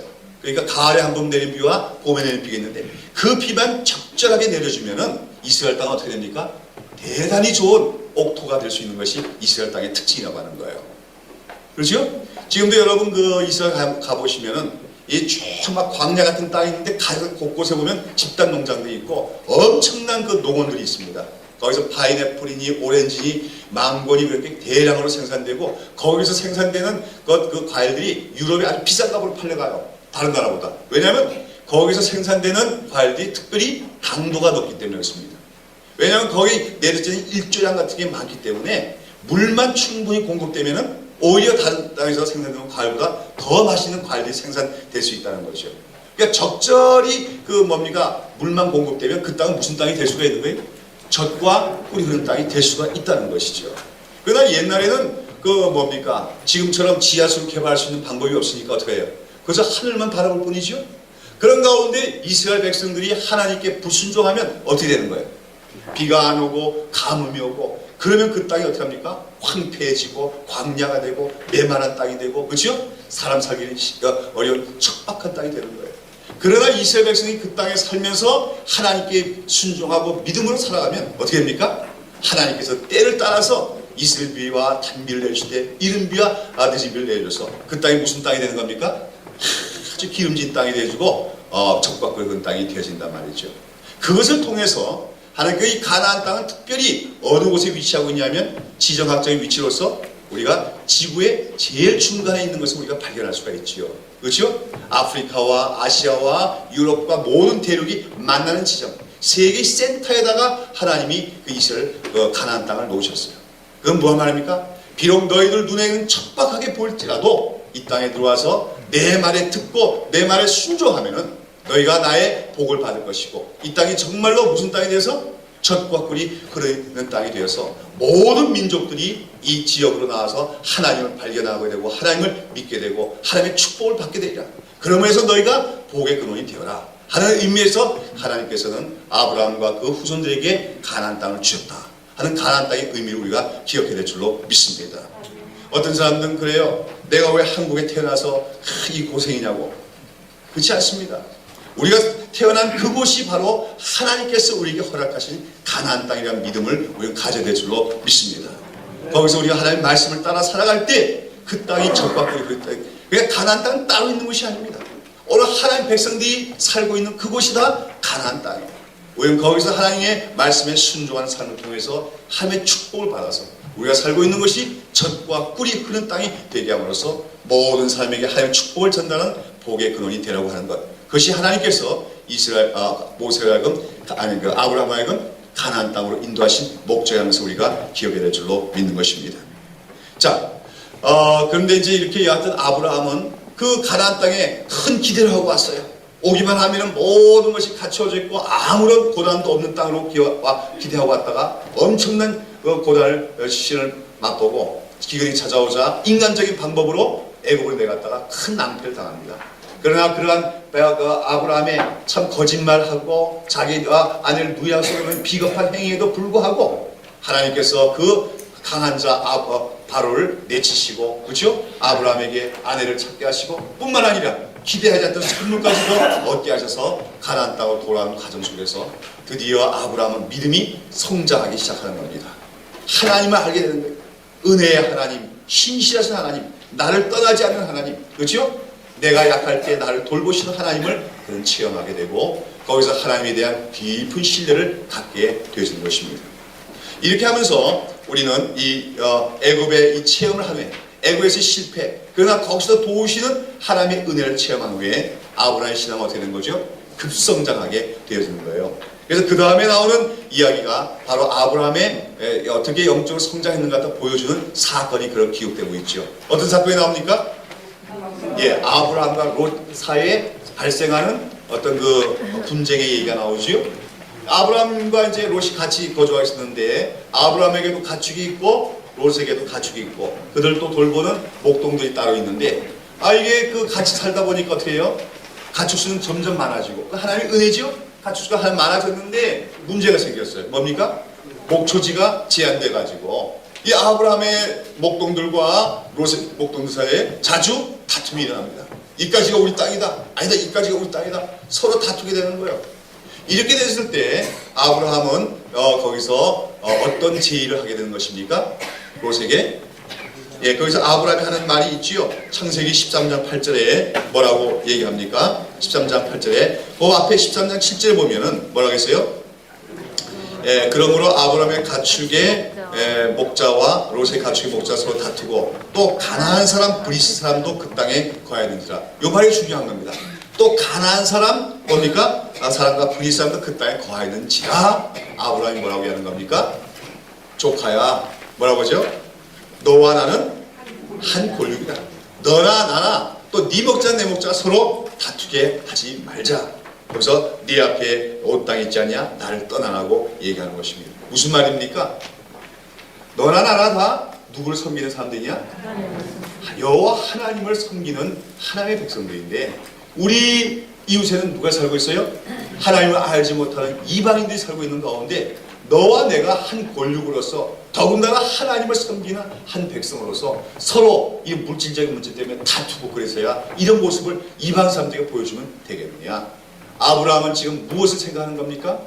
하나님의 명예, 하나님의 이름을 생각하는 겁니다. 하나님의 영광을 가리지 않기를 바라는 것이죠. 그렇죠? 그러면서 아브라함이 롯에게 뭘 제의하는 겁니까? 네가 먼저 선택하라. 네가 좌하면 내가 우하고 네가 우하면 내가 좌하리라. 이렇게 제의를 하는 거죠. 이건 대단히 파격적인 제의입니다. 그렇죠? 우리가 아까 얘기해봤지만 그 롯은 어렸을 때 아버지가 죽었고 그 어릴 때부터 누가 양육해줬습니까? 아브라함이 양육해줬기 때문에 연장자일 뿐만 아니라 아브라함은 롯에게서는 어떤 분이에요? 아버지와 같은 분이에요. 그러므로 사실 좌하면 우하고 우하면 좌하고 누가 먼저 선택할 수 있습니까? 아브라함이 먼저 선택이 옳지요. 자 보자, 이쪽 땅이 더 좋으니까 내가 이거 먼저 가지마, 이 나머지는 네가 차지하거나 이렇게 할 수가 있는 거죠. 그러나 여기 아브라함은 어떻게 하니까 그러한 기득권을 포기하는 겁니다. 양보하는 겁니다. 네가 먼저 좌해라. 그럼 내가 우하리라. 네가 먼저 우하면 내가 좌하리라. 여러분 여기서 우리는 아브라함의 어떤 모습을 보게 됩니까? 아주 성숙해진 모습을 보게 되는 것이죠. 먼저는 하나님의 명예를 가리우지 않기 위해서 하나님의 영광을 가리지 않기 위해서 우리가 서로 다투지 말자 말하는 아브라함의 모습. 그 다음에 얼마든지 자기의 소유권을 주장할 수 있고 기득권을 주장할 수 있지만 자기의 조카에게 뭡니까? 더 좋은 것을 양보하는 아브라함의 모습에서 우리는 점차점차 하나님 부르신 목적대로 복의 근원이 되어가고 믿음의 조상답게 성숙해가는 아브라함을 발견할 수가 있게 되는 것입니다. 이것이 무엇의 결과예요? 아브라함이 돌을 잘 닦아보게 된 겁니까? 아니죠. 바로 아까 얘기한 애굽에서의 하나님을 체험했기 때문에 그런 거죠. 하나님의 그 사랑과 하나님의 그 돌보시는 은혜를 체험하고 나서 아브라함은 하나님을 어떤 분으로 이해하게 되는 겁니까? 하나님 신뢰할 만한 분으로 이해하게 되는 거죠. 신실하신 분으로 이해하게 되는 거죠. 그렇게 됐을 때 하나님에 대해서 알게 되자 그의 믿음이 성장하게 되어지는 것입니다. 오늘 우리 그리스도인들 하나님 백성들의 신앙 성숙은요, 하나님을 우리가 얼마나 아느냐가 한 것과 정비례 한다고 할 수가 있어요. 하나님을 잘 모르는 사람은 신앙이 크지 않습니다. 그러나 우리가 여러 가지 사건을 통해서 하나님을 알아가면 알아갈 수 있도록 우리의 믿음은 더욱더 크게 성장해 나가는 것이죠. 아브라함 역시 자기의 실패와 자기의 그 허물 가운데서도 자기를 용서해 주시고 오히려 은혜를 베푸신 그 하나님을 체험함으로 말미암아 그 하나님의 너그러우심을 자기도 본받아서 이제 조카에게 기독교를 양보해 준 사람으로 성숙해 나가는 것을 우리가 볼 수가 있다고 하는 것이죠. 한마디로 여기서 아브라함의 선택은 뭡니까? 누구 중심으로 선택하는 겁니까? 하나님 중심으로 선택하는 거죠. 하나님께 누가 되지 않기 위해서, 하나님의 영광을 가리우지 않기 위해서 자기가 손해보는 것을 택하는 아브라함의 모습입니다. 자, 그런데 이에 반해서 조카 롯은 어떤 선택을 합니까? 자기 눈에 보기 좋은 대로 택하게 나가죠. 사실은 롯이 신앙적인 관점을 떠나서라도 인간적인 면에서도 그렇게 하면 돼야 안 돼요? 안 되죠? 뭐라고 얘기해야 됩니까? 아브라함이 네가 좌해라 내가 우하고 그러면 뭐라고 했어요? 아닙니다. 그렇죠, 삼촌. 절대로 그럴 수가 없습니다. 저를 오늘날 이때까지 나를 이끌어주고 키워주신 분이 누군데 내가 그렇게 할 수가 있겠습니까? 삼촌이 먼저 좋은 곳을 택하십시오. 이렇게 되죠? 근데 그러지 않았단 말이에요. 예? 그냥 기다렸다는 듯이 얼씨구나 하고 저기 보니까 저쪽에 뭡니까? 요단들 쪽이 그냥 에덴 동산처럼 아름답고 비옥진 땅이 있어요. 나 삼촌 내가 저 땅을 가겠습니다. 그래서 선택하고 마는 것이죠. 이렇게 하는 것 같다가 뭐라 그래요? 뭐가 없다 그래요? 네, 싸가지가 없다 그래요. 싸가지. 은혜를 모르고, 그렇죠? 인간의 의리를 모르고 하는 걸 싸가지가 없다 그러죠. 그래서 우리가 신앙도 좋아야 되겠지만 인간적인 면에서도 좀 싸가지가 있어야 될 것 같아요. 자, 그 다음에 중요한 것은 인간적인 면에서 의리도 부족했지만 무엇보다도 롯에게 뭐가 없었습니까? 신앙적인 관점이 없었어요. 근데 그 땅, 그 소돔과 고모라가 있는 그 요단들이 보기에는 그렇게 아름답지만 그러나 소돔에 사는 사람들이 하나님 보시기에 뭐였더라? 악한 악인들이었더라. 하나님 보시기에는 이미 그곳이 하나님 보시기에는 이미 하나님 너무나 멀리 떠난 죄악의 도시예요. 그러나 롯은 그것은 보지 못하고 그저 육신이 눈에 보기 좋은 대로 저기만 가면 내가 더 잘 먹고 잘 살겠다. 더 부자가 될 수 있겠다. 그런 세상적인 관점에서 그 소돔과 고모라 쪽을 택해서 그리고 나가서 살게 되어지는 것이죠. 여러분, 이렇게 아브라함과 롯의 선택이 달랐고 이것으로 말미암아 두 사람의 뭡니까? 나중에 결과는 전혀 차원이 다른 삶으로 나가게 되는 것입니다. 우리는 오늘도 모든 것을 선택할 때가 많아요. 어떤 것을 선택하냐? 그때 우리는 하나님 중심적으로 선택해야 한다는 겁니다. 근데 때때로 하나님 중심으로 선택하는 것이 육신적으로 또 인간적으로 볼 때는 어떤 것이 될 수 있어요? 손해가 될 때가 많다는 겁니다. 예. 근데 여러분 기억하십시오. 하나님 때문에, 하나님 믿는 믿음 때문에, 하나님의 이름 때문에 내가 혹시 손해볼 수 있는 기회가 있다면 그것이야말로 축복의 기회로 믿는 믿음이 여러분의 있기를 축원합니다. 알겠습니까? 하나님의 이름은 어떻든 간에, 믿음은 어떻든 간에 우선은 내가 이득을 봐야겠다. 이렇게 싸가지 없이 선택해 나가면 나중에 너처럼 낭패를 당하고 모든 것 다 잃어버린 날이 있어요.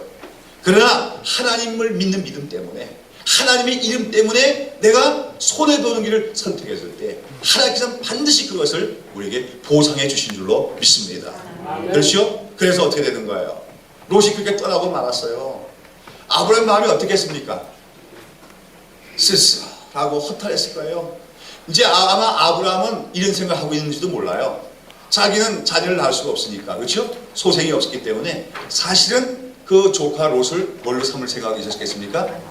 양아들로 삼아서 후계자로 삼을 생각이 없지 않아 있었을 겁니다. 그렇죠? 그랬는데 뭐 롯이 뒤도 안 돌아보고 떠나버리니까 아브라함은 조금 허탈하기도 하고 쓸쓸하기도 하고 외롭기도 했을 것입니다. 그래서 황량한 들판을 바라보면서, 그렇죠? 롯이 떠난 곳이 아닌 그 반대편을 보니까 뭐예요? 황무지와 황량한 땅밖에 없는 곳이에요. 거기서 쓸쓸하게 한숨을 내쉬고 있는데 그때 하나님이 그에게 말씀하시는 거죠. 뭐라고 말씀하시는 겁니까? 예, 13장 4절에 롯이 아브라함을 떠난 후에 여호와께서 아브라함을 부르시되 너는 눈을 들어 너 있는 곳에서 동서남북을 바라보라. 보이는 땅을 내가 너와 네 자손에게 주리니 영원히 이르리라. 내가 네 자손을 땅의 티끌 같게 하리니 사람이 땅의 티끌을 능히 셀 수 있으신데 네 자손으로 줘서도 세리라. 너는 일어나 그 땅을 종과 횡으로 행하여 보라. 내가 그것을 네게 주리라. 육신적인 물질력 때문에 더 좋은 땅을 택하여 나간 롯은 나중에 모든 것을 다 잃어버리고 맙니다. 그러나 하나님의 이름, 하나님의 영광 때문에 자기가 손해보는 길을 택해서 눈에 볼 때 너무나 황량한 것밖에 없는 그 아브라함에게, 그러나 아브라함아, 네가 동서남북을 바라보는 이 모든 땅을 내가 너와 네 후손에게 장차 다 주마. 그리고 그 롯 하나 잃어버린 것 때문에 섭섭하지 마라. 롯 대신에 내가 땅의 티끌보다도 더 많은 자손들을 너에게 허락하여 주마. 하나님은 약속하고 계신 것입니다. 자, 여러분, 이런 체험을 할 수 있는 여러분 되시기를 축원합니다. 여러분, 정말 이거는 우리가 살아가면서요, 때때로 어떤 때 그런 선택의 기로가 올 때가 자주 있는 겁니다. 우리가 사실 말씀 읽고 묵상하다 보면 그런 기회가 너무나 자주 오는 것을 우리가 체험할 때가 있어요. 그럴 때 우리가 하나님의 이름 때문에 손해보는 경우가 그것이 승리하는 것이다. 하나님의 이름 때문에 손해보는 길을 택하는 것이 궁극적인 하나님의 더 큰 축복을 얻는 길이다 하는 그 확실한 믿음을 우리가 가져야 될 줄로 믿는 것입니다. 네. 자, 그 다음에 우리가 이렇게 아까 뭐라 했죠? 롯은 어떤 사람이에요? 한마디로 의리도 없고 뭐도 없고 싸가지도 없고, 네, 그렇게 떠나간 롯. 근데도 참 성경을 보면요, 근데 이 롯을 그래도 성경은 뭐라고 해야 합니까? 의인이라고 부르고 있어요. 베드로후서에 보면 참 이해하기가 힘들죠. 그래도 하나님을 믿는 한 가닥의 믿음은 있었다고요. 그래서 우리가 구원받는 것은 우리의 선행으로만 구원받는 것은 아니다. 롯처럼 그렇게 참 육신의 그 안목의 정력 따라서 살아갔지만 그래도 하나님을 믿는 믿음이 있다고, 그 사람은 의인으로 부르신 하나님의 사람. 그러나 우리는 롯처럼 돼서는 안 되겠죠. 그렇게 하면 살다가 끝나는 거예요. 그냥 한 인생 살다 끝나는 거예요. 우리는 아브라함처럼 복의 근원이 다 되어야 될 줄로 믿습니다. 여하튼 이렇게 아브라함 곁을 떠나간 롯은 그 다음에 어떤 일들이 발생하게 됩니까? 육신적인 눈으로 너무나 좋았던 땅이고 갔더니 잘 됐을까요? 안 됐을까요? 잘 됐어요. 아마 목축도 잘 되는 것 같아요. 그래서 나날이 재산이 불어났고 큰 부자가 돼서 그 소돔성에서도 나름대로 한 목소리 낼 수 있는 그런 자리까지도 차지하게 됐다는 얘기예요. 나중에 보시면 그 창세기 19장에 보면 그 천사들이 그 소돔성의 죄악상을 파악하기 위해서 왔을 때 그 롯이 어디 앉아 있었다고 했어요? 성문에 앉아 있었다. 성문에 앉아있는 것은 그 성의 지도자가 되었다 그 말이에요. 지도자 중에 한 사람이 될 정도로 말하자면 성공했습니다. 현세적인 성공을 이루었다 그 얘기예요. 한동안 잘 나간 겁니다. 그러나 어떤 일이 발생하죠? 전쟁이 일어나게 되죠. 전쟁이 나고 그 전쟁에서 롯은 포로로 끌려가게 되어지는 것입니다. 어떤 전쟁이 일어나죠? 거기 보니까 그 당시의 시날왕 아므라벨과 엘라살왕 아리옥과 엘라만 그돌라 올멤과 뭐 이렇게 등등 메소포타미아 지역에 있는 여러 왕들과 소돔과 고모라 성의 그 이웃에 있는 성들의 그 나라들과 사이에 뭐일까? 전쟁이 벌어지게 되는 거죠. 그러니까 소돔 연합군과 뭡니까? 신할 연합군 사이에 전쟁이 벌어지는데 그 이유는 원래는 누가 더 종주권 나라였어요?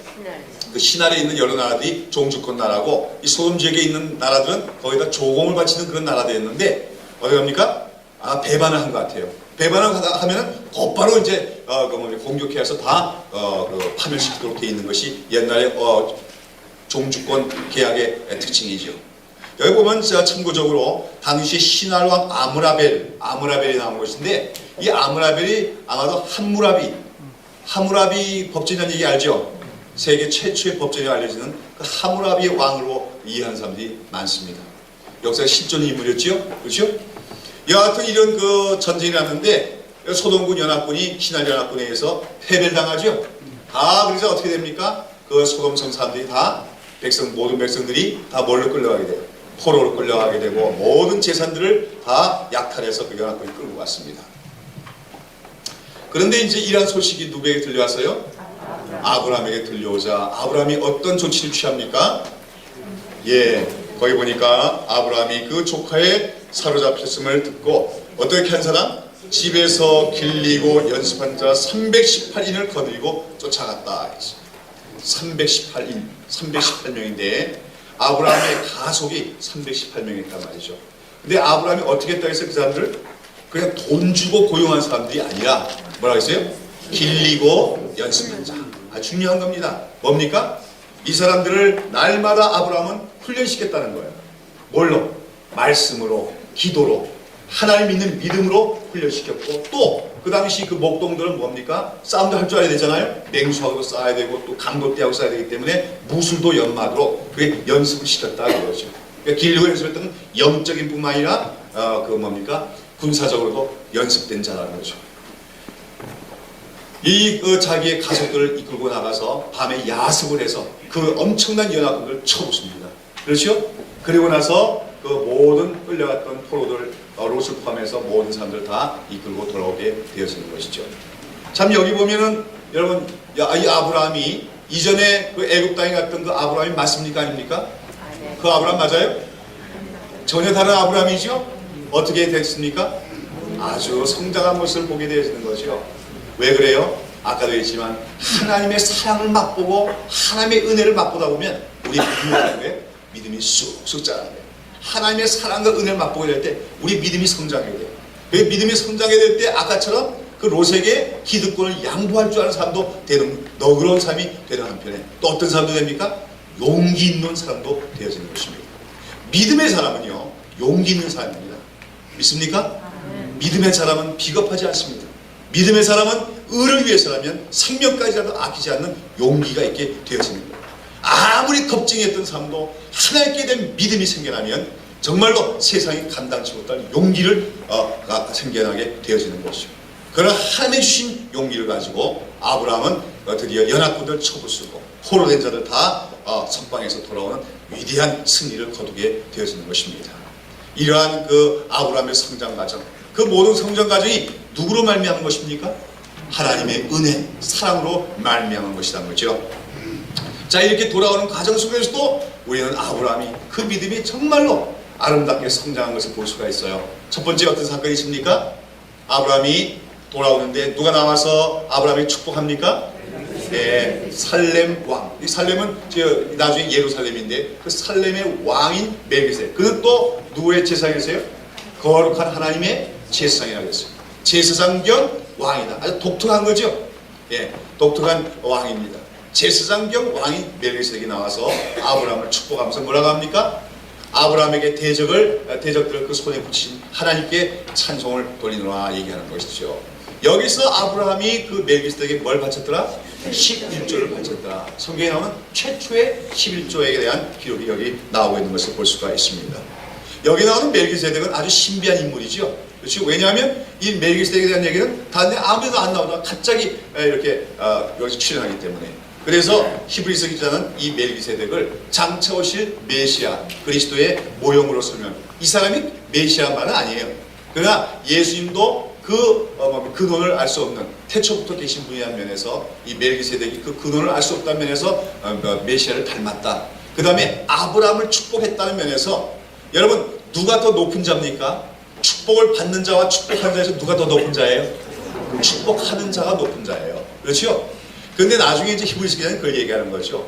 유대인들은 누구를 최고로 여깁니까? 그 제사장들 최고로 여기면서 제사장 중에서 최고의 제사장이 누구예요? 대제사장 중에서 최고의 대제사장이 누구예요? 아론이죠. 아론. 그렇죠? 최초의 대제사장이 아론 아닙니까?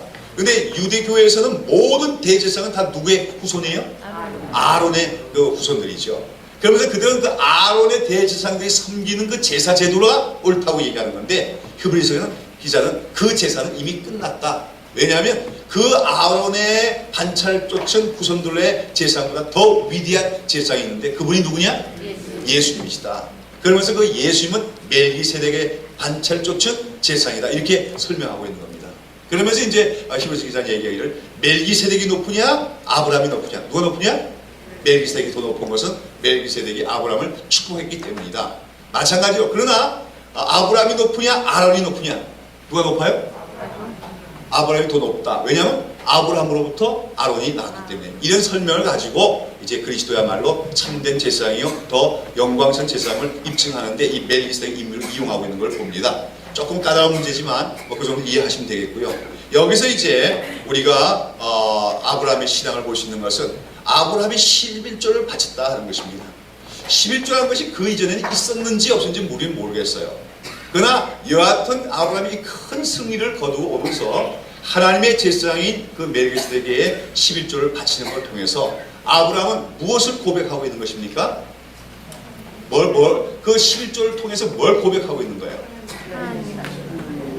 내가 거둔 이 승리는 내가 거둔 것이 아니라 하나님이 이루어주신 승리야 하는 것을 고백하고 있는 것을 얘기하고 있는 것입니다. 여러분, 우리가 오늘날도 많은 사람들이 11조를 해야 되느냐 안 해야 되느냐 그렇게 얘기하는 사람들이 많이 있어요. 그렇죠? 특별히 오늘 젊은 그런 어떤 사람들 신학자들 중에서는 11조는 구약시대 율법시대에 속했던 거기 때문에 신약시대에는 율법시대가 아니기 때문에 필요가 없다 그렇게 얘기도 합니다.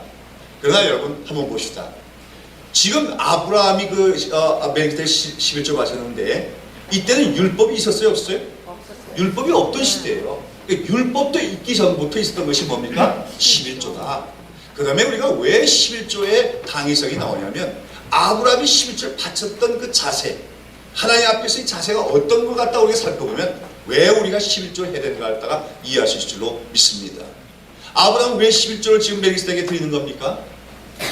예, 자기가 거둔 그 승리가 절대로 자기 힘으로 쟁취한 승리가 아니고 오직 하나님의 은혜로 거두어진 승리임을 고백하는 차원에서 10의 1조를 드리고 있다는 것이죠. 이 10의 1조라고 하는 것은 한마디로 뭐죠? 11조라는 것은 10이라고 하는 것은 뭘까요? 전체를 의미하는 것이죠. 그렇죠? 이름 뭘까요? 첫 번째 것. 그렇죠? 첫 번째 것 또는 가장 좋은 것. 그런 말이죠. 그러니까 아브라함이 그 승리하고 돌아오면서 그 전리품 중에 11조를 하나님께 드렸다는, 멜기세덱 드렸다는 것은 뭐예요? 내가 이번에 거둔 모든 획득, 소득들이 다 하나님이 주신 것입니다. 그런데 그 가운데서 어떤 걸 드립니까? 가장 좋은 것을 하나님께 드립니다 하는 그런 고백으로서 11조를 드렸다고 하는 것이죠. 그러니 오늘도 우리 성도들도 11조를 해야 될까요? 하지 말아야 될까요? 해야죠. 그것은 뭐냐면 하나님 내게 있는 모든 소유와 내가 얻은 모든 소득이 다 누구 겁니까? 하나님이 주신 것입니다. 하나님이 나에게 건강 주시지 않고 하나님이 나에게 직장 주시지 않으시고 하나님의 은혜로 돌보지 않으면 내가 이런 소유와 소득물을 얻을 수가 없습니다.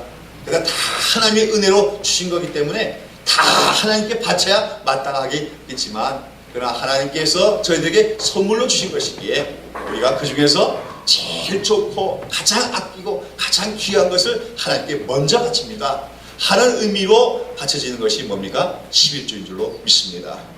그러므로 사실은 우리 모든 신앙인들은 무슨 신앙을 가져야 돼요? 11조 신앙을 가져야 되는 거예요. 11조를 하지 못하는 신앙이라고 하는 것은 그럼 뭐 11조를 하지 않는 사람은 어떻게 그럼 고백하는 거나 마찬가지예요. 내가 갖고 있는 모든 것, 내 소득의 모든 것은 누구 힘으로 얻은 것입니까? 나의 힘으로 얻은 것입니다. 그렇죠? 그런 의미가 마찬가지예요. 11조 안 하면. 여러분, 아브라함이 11조 고백을 했을 때 하나님이 그 삶을 지켜주십니다. 오늘 우리도 마찬가지로 우리는 꼭 11조가 문자적인 11조에 얼매지 않는다 할지라도 우리의 신앙 자체가 11조 신앙이 되어야 된다고 하는 것입니다. 내 모든 것 하나님의 것입니다. 그렇죠? 다 하나님의 은혜로 주어진 것입니다. 그러나 그 중에서 가장 좋은 것, 첫 번째 것을 하나님께 드리기를 원하나이다. 이런 신앙이 오늘 우리에게 있어야 될 줄로 믿습니다. 한마디로 아브라함의 신앙은 많이 성장했어요. 한마디로 성숙한 신앙은 뭡니까? 영광을 자기에게 돌리지 않고 누구에게 돌리는 겁니까? 하나님께 영광과 찬양을 돌리는 신앙이 성숙한 신앙이라는 것이죠. 그 다음에 또 아브라함의 신앙이 크게 성숙했다는 걸 또 볼 수 있는 사건이 뭐지요? 살렘 왕을 만나고 이제 오는데 또 누가 나왔어요? 소돔 왕이 또 마중을 나왔어요. 박수를 막 칩니다. 아브라함 씨 위대한 우리의 용사여, 당신이 우리를 구원했습니다. 그렇죠? 우리 소돔성에 모든 사람들 구해주셨고 우리 물질을 다 구해서 감사합니다. 막 아첨하듯이 막 찬송하더니 뭐라고 하는 겁니까? 아브라함 씨, 당신이 그 구해온 모든 나의 백성을 나에게 돌려주시고, 그렇죠? 그 대신 당신이 획득해온 이 소돔성에 있던 모든 전리품, 그렇죠? 그 연합군들이 빼앗아갔던 거 다시 빼앗아오는 그것은 당신이 다 가지십시오. 다 가지십시오. 아브라함은 어느 형제입니까? 그렇죠? 그 소돔성이 그 당시에 엄청나게 문명적으로 발달됐던 곳이니까, 그렇죠? 그러니까 어때요? 뭐 얼마나 부유했겠어요. 그 전리품을 다 아브라함이 가져가겠습니까? 그것만 얻으면 아브라함 뭐가 되는 겁니까? 떼부자가 되는 거죠. 뭐 떼부자 되는 거 아니에요? 한 성에 있던 재물들 다 자기가 개인적으로 소유하게 되는 겁니다. 자, 그런데 아브라함이 여기서 어떻게 합니까? 그런 소돔왕의 제의를 듣고 뭐라고 하죠? 내가 여호와께 내가 손을 들고 맹세하노니 네 말이 아브라함으로 치부하게 하였다 할까요? 내게 속한 것은 물론 한신이나 신들매라도 내가 취하지 아니하리라. 소돔왕이요, 당신이 하는 말에 나중에 내가 이 물질들 다 취하고 나면 내가 아브라함을 부유하게 만들었어. 내가 선물 줘서 그 아브라함이 부자가 됐어. 당신이 그렇게 떠버릴까봐 그것이 두려워서 나는 뭡니까? 당신으로부터 실 한 오리도 내가 취하지 않았어. 나는 부자가 안 돼도 좋고, 그죠? 부자가 안 돼도 좋고, 그리고 부자가 될지라도 당신 같은 악한 사람들이 그 죄 가운데 얻은 물질을 선물로 받아서 부자 되기를 원치 않습니다. 그죠? 내가 부자가 되는 것이 하나님의 뜻이라면 누가 날 부자 되게 합니까? 하나님이 하실 것이지 당신 같은 악인의 힘을 입어서 내가 부자 될 거 아니냐고 그렇게 단호하게 거절하는 모습을 봅니다. 여러분, 여기서 보면 아브라함이 오직 누구의 영광을 추구하는 거 봅니까? 하나님의 영광, 하나님의 이름에 조금이라도 먹칠이 되지 않도록 하기 위해서 불의한 재물은 조금이라도 내가 취하지 않겠노라고 하는 그런 단호한 아브라함의 모습에서 우리 성숙해진 아브라함의 모습을 보게 되는 것이요. 오늘 우리 그리스도인들 그렇습니까? 물질이라면 그냥 눈이 허려갖고 이게 무슨 뭐 어떤 돈인지도 모르고 어디서 온 돈인지도 모르고 그냥 넙죽넙죽 받아먹다가 그 다음에 나중에 있게 되는 그런 우리 기독교인들 얘기를 우리가 텔레비전 너무 많이 보잖아요. 무슨 뇌물 사건, 무슨 비리 사건 할 때마다 관계된 사람들 나중에 알고 봤더니 그가 어느 교회 장로더라, 어느 교회 권사다, 얼마나 많습니까? 아브라함 같은 단호한 자세가 오늘 우리에게 필요한 줄로 믿습니다. 우리가 부자가 돼도 좋고 안 돼도 좋아요. 그러나 하나님의 이름에 먹칠한 행동을 하지 않는다. 그건 단호한 태도. 이렇게 하나님이 아브라함을 더 복을 주시지 않을 수가 없는 거 아닙니까? 자, 그래서 이렇게 롯은 정말로 참 죽을 위기에서 구원을 받았어요. 그러면 롯은 그러면 어떻게 될까요? 그렇게 구사일생으로 구원받게 됐으면 롯은 어떻게 될까요? 그런 전쟁이 일어나고 자기가 포로로 끌려갔던 것이 다 누구의 뭘로 봐야 됩니까? 하나님의 깨닫게 하시는 그 징계의 손길로 보고 어떻게 될까요? 그때라도 돌이켜야 되겠죠. 내가 우리 삼촌의 그 신앙을 본받지 않고 내 육신에 필요한 대로 내 물질을 쫓아서 소돔성에 갔다가 이런 망신을 당했구나 생각하고 어떻게 됩니까? 지금이야 진보따에 싸가지고 어디로 돌아가야 돼요? 아브라함 있는 근처로 가야죠. 가서 그 목초지 문제가 되면은 삼촌한테 모든 걸 다 양보하고서라도 비록 가난하게 될지라도 그 아브라함 장막에 거하시는 하나님의 은혜를 덧입고 살아야 될 텐데, 그러나 롯은 어떡합니까? 그 미련을 버리지 못합니다. 그 소돔성에서 누리는 편안한 삶, 그렇죠? 요즘 말로 하면 모든 거 다 갖춰지고 모든 거 화려한 그 삶을 잊지 못해서 다시 소돔성으로 기어들어가서 거기서 살게 되는 것이요. 그러다가 어떤 일을 당하죠? 이제 마침내 그 소돔성이 하나님의 심판을 받게 되어진다 하는 것입니다. 그렇죠? 창세기 18장에 보면 이제 누구의 얘기가 나옵니까? 아브라함의 장막에 하나님의 천사가 세 사람이 나타난 얘기 나오죠? 근데 아브라함은 어느 날 보니까 낮에 세 사람의 나그네가 지나가고 있어요. 그렇죠? 중동 지방에서는 장막이 띄엄띄엄 있는데 나그네가 지나가는 드문 일이죠. 그때 아브라함은 그 지나가는 나그네들을 어떻게 합니까? 그냥 지나가게 하지 않고 막 모셔드리는 거죠. 이리 오십시오. 오리 오십시오. 얼마나 참 그 나그네 길이 힘드십니까? 이 떼역 끝에 얼마나 힘드세요? 그래갖고는 아브라함이 그들을 영접해갖고 발을 다 씻겨주고, 그렇죠? 그 선선한 바람이 있는 곳에 그들에 쉬게 합니다. 아브라함이 어떤 사람이에요? 참 친절한 사람이라는 것을 우리가 알 수 있습니다. 하나님의 사랑을 입은 사람은 이렇게 나그네에게도 친절한 사람이 되어지는 것이에요. 히브리서 기자는 이 사건을 가지고 부지 중에 나그네를 선대하다가 부지 중에 천사를 만난 이도 있느니라. 이 말씀이 바로 그 배경이 되는 거죠. 아브라함은 사실 그 세 사람이 천사라는 걸 알았어요? 몰랐어요? 몰랐어요. 그냥 길 가는 나그네입니다. 그러나 그 중동 지방의 그 오전 정오 때 얼마나 더울 때예요. 그때 길을 갖다 땀을 흘리며 가는 그들이 참 안 돼서 그들을 모셔서 뭡니까? 위로하고 시원한 물을 공급하고 그랬는데 알고 보니까 그게 누굽니까? 하나님의 천사예요. 하나님의 천사일 뿐만 아니라 그 세 천사 중에 한 분은 누구였어요? 여호와 하나님이 사람의 모습으로 나타난 것이었다는 거예요. 그렇죠? 거기서 이제 여호와께서 하나님께 아브라함이 뭘 약속하시죠? 내년 이맘때에 내게 아들이 나리라 말씀하시는 거죠. 그러나 이제 그 아브라함 그 두 천사가 계속 가지요. 어디로 가는 겁니까? 소돔성을 향해 가는 거예요. 가는 목적은 뭡니까?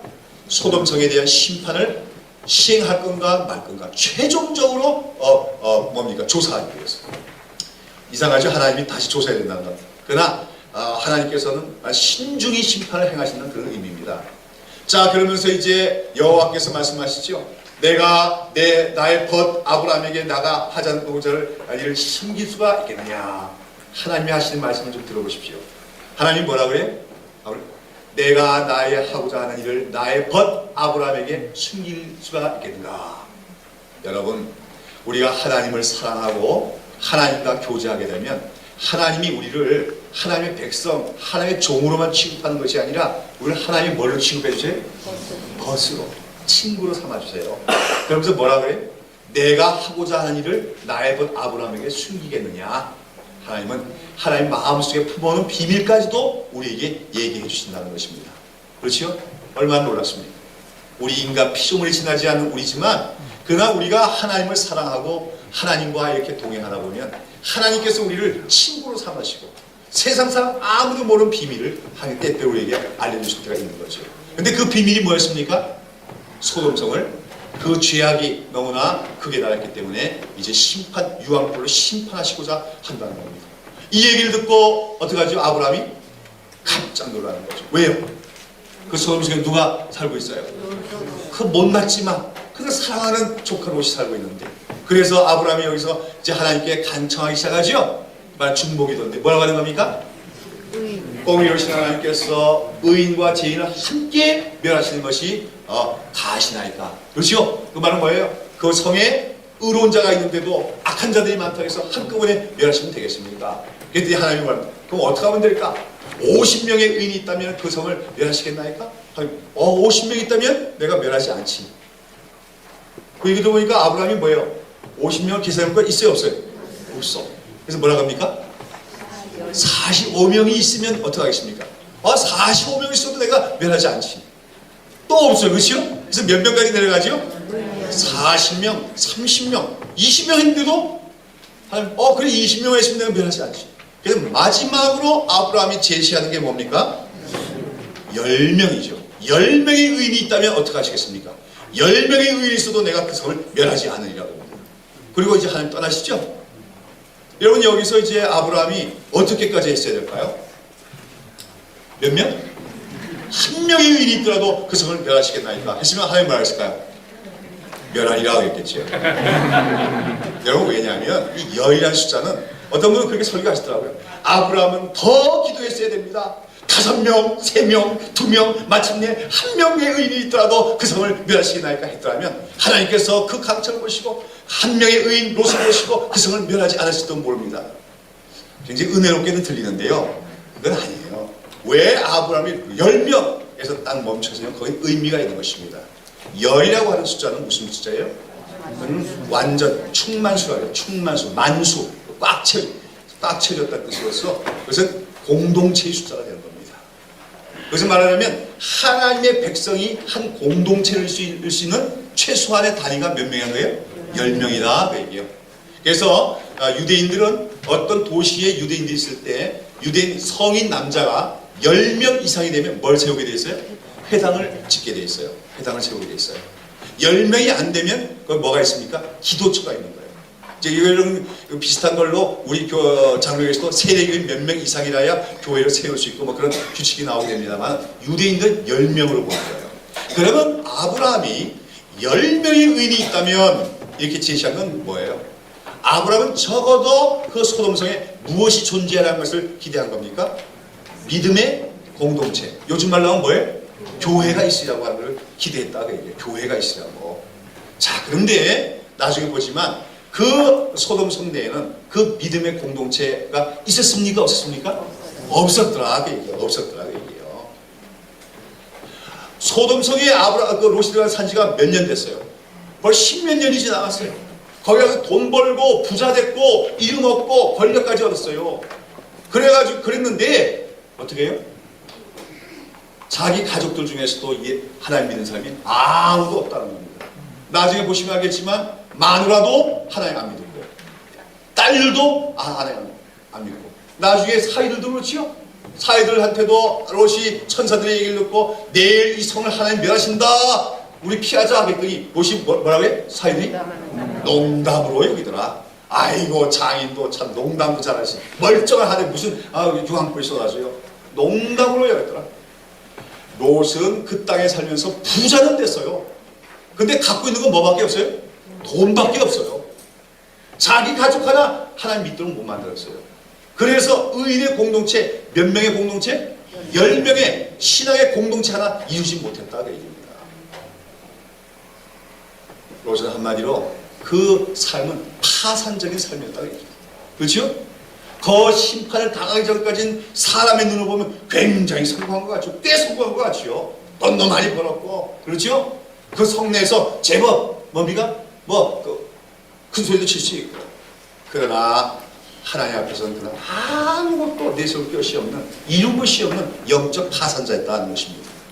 자, 우리 그 이야기 보죠. 그래가지고 주천사가 소돔성에 들어가죠. 소돔성에 들어갔는데 롯이 그래도 이 사람이 하나님 믿는 사람이라. 그러니까 그 성이 아주 냉정하고 비정한 사이라서 나그네가 와도 여러분 나그네라는 게 오늘 우리가 보는 나그네는 달라요. 요즘 나그네가 뭐 KTX 타고 따오니까 뭐 쌈부터 쌈박하지. 오히려 더 우리보다 더 쌈박할 수도 있잖아요. 올 때 더 깨끗하게 차려고. 그러나 그 당시 나그네라는 건 어때요? 뭐 여러 날 여러 시간을 갔다가 강약길을 걸어서 그냥 보니까 온몸에 먼지가 그냥 쌓여있고 그렇죠? 때도 땜국물이 흘러 그런 모습이 들어오는 거예요. 나그네 딱 보는 순간 알죠? 그러면은 어떻게 해야 돼요? 그 나그네들을 참 이렇게 영접해서 씻겨주고 먹여주고 하는 것이 사람 사는 인정인데 그 소돔성 그랬어요? 안 그랬어요? 안 그랬다고요. 나그네 두 사람이 남자죠? 두 사람이 딱 들어오니까 다들 이상한 눈을 쫙 꼬나봅니다. 벌써 이상한 눈을 꼬나보고 있어요. 그랬더니 롯이 어떡합니까? 그래도 하나님 믿는 백성이었기 때문에 아브라함한테 배운 거 있어가지고 어떡합니까? 우리 집으로 갑시다. 하고 모셔들었어요. 그래서 이제 저녁 식사를 대접하고 있는데 어떤 일이 벌어집니까? 그 소돔성에 있는 불안당들이 몰려왔어요. 그렇죠? 문을 쾅쾅쾅쾅 두들기면서 뭡니까? 롯 나오라는 거예요. 롯이 나왔더니 뭐합니까? 네가 오늘 저녁 때 이 집에 들린 그 남자 두 사람 내놓아라. 우리가 그를 뭐 하겠다? 상관하겠노라. 여기 상관하겠다는 게 무슨 말인지 압니까? 그게 영어로 보면 will have sexual intercourse 돼 있어요. 성적인 관계를 맺겠다 그 말이에요. 남정네들이 찾아와가지고 남자를 내놓으라고 하면서 우리가 성적인 교섭을 맺겠다는 게 뭐예요? 그 소돔성에 뭐가 만연되고 있었습니까? 동성연애가 만연되고 있었다는 겁니다. 남자와 남자들끼리 행하는 동성연애. 근데 그것이 그 동성연애로만 끝나는 게 아니라 이렇게 나그네들이 지나가면 그들 갖다가 납치해가지고 뭐 했어요? 성폭행을 했다고 얘기해요. 그러니 그 도성이 얼마나 폐악하고 강포하고 음란이 같이 하는지 알 수 있지요. 그랬더니 그냥 롯이 뭐라고 합니까? 이런 악한 짓을 하지 마라. 내 결혼하지 않은 딸들이 있으니까 내가 주면. 이것도 이상한 얘기죠. 롯이 정신이 없어요 그냥. 그랬더니 이들이 그래도 막 롯은 멀치고 들어가는데 천사들이 짓간 것이요. 그 사람들 눈을 멀게 하고 눈을 닫아버리죠. 그리고 나서 이제 천사들이 봤지 않느냐 로사. 이 도시가 더 존재할 수 있겠느냐? 너희가 봤듯이 이 도성은 더 이상 이 도성에 대해서는 하나님의 국민을 내릴 수가 없으니 내일 아침에 여기에 유황불이 쏟아지고 이 성이 다 불타버릴 것이다. 그러니 너는 신속하게 이 땅을 떠나라고 얘기하는 거죠. 그래서 롯은 그래도 그 요만한 믿음이 있었던 거예요. 그렇죠? 그러니까 그 천사의 말을 의심치 않고 믿는 거죠. 참 쥐꼬리만한 믿음. 그것 때문에 그래도 롯이 구원받긴 받아요. 기본적인 믿음. 그래서 그 말을 듣고 어떡합니까? 그 가족들에게 다 얘기하죠. 그랬더니 누가 어떻게 했다고요? 사위들은 그 말 듣고도 농담으로 여겼더라. 그래서 드디어 그날 아침이 됩니다. 그래서 나가는데 천사들이 뭐라 그래요? 신속하게 도망가라 그러죠. 그리고 가다가 뭘 하지 마라? 뒤돌아보자. 미련을 두지 말란 말이죠. 뒤돌아보면 어떻게 되냐? 소금 기둥이 되리라. 그런데 결국 가는데 어떡합니까? 드디어 우릉쾅쾅하더니 유황불이 쏟아지는데 그걸 보고 누가 돌아봅니까? 롯의 아내는 뒤돌아보다가 그 자리에서 소금 기둥이 되고 마는 것이죠. 그리고 이제 롯은 무서워서 어떡합니까? 멀리 도망가요. 누대 데리고 두 딸을 데리고.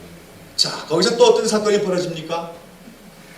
그 두 딸은 이제 사람이 없는 인적이 없는 산속에 들어와 살다 보니까 이렇다가는 우리가 뭡니까? 자손들도 낳지 못하겠다.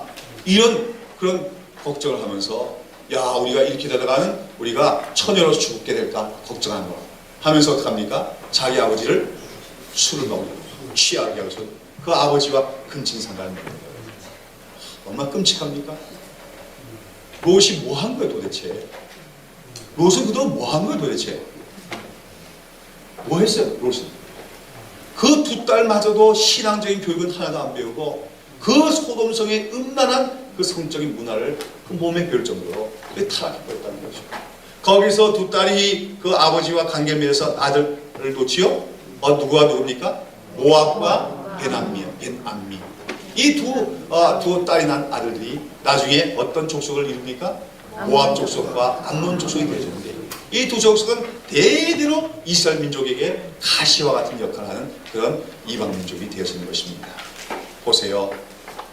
아브라함의 후손은 나중에 참으로 복의 근원이 된 민족이 되지만 그 롯의 육신의 정욕을 따라서 선택하는 길을 갔던 그 롯의 자손들은 그렇죠.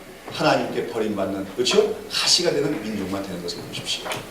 한마디로 롯은 어떤 구원 받았어요? 안 받았어요? 롯은 구원 받았어요? 안 받았어요? 구원 받았죠. 아까도 얘기했다시피 베드로전서 보셔서 그래도 이 뭡니까? 이 롯을 뭐라고 부르고 있어요? 의인이라고 부르고 있어요.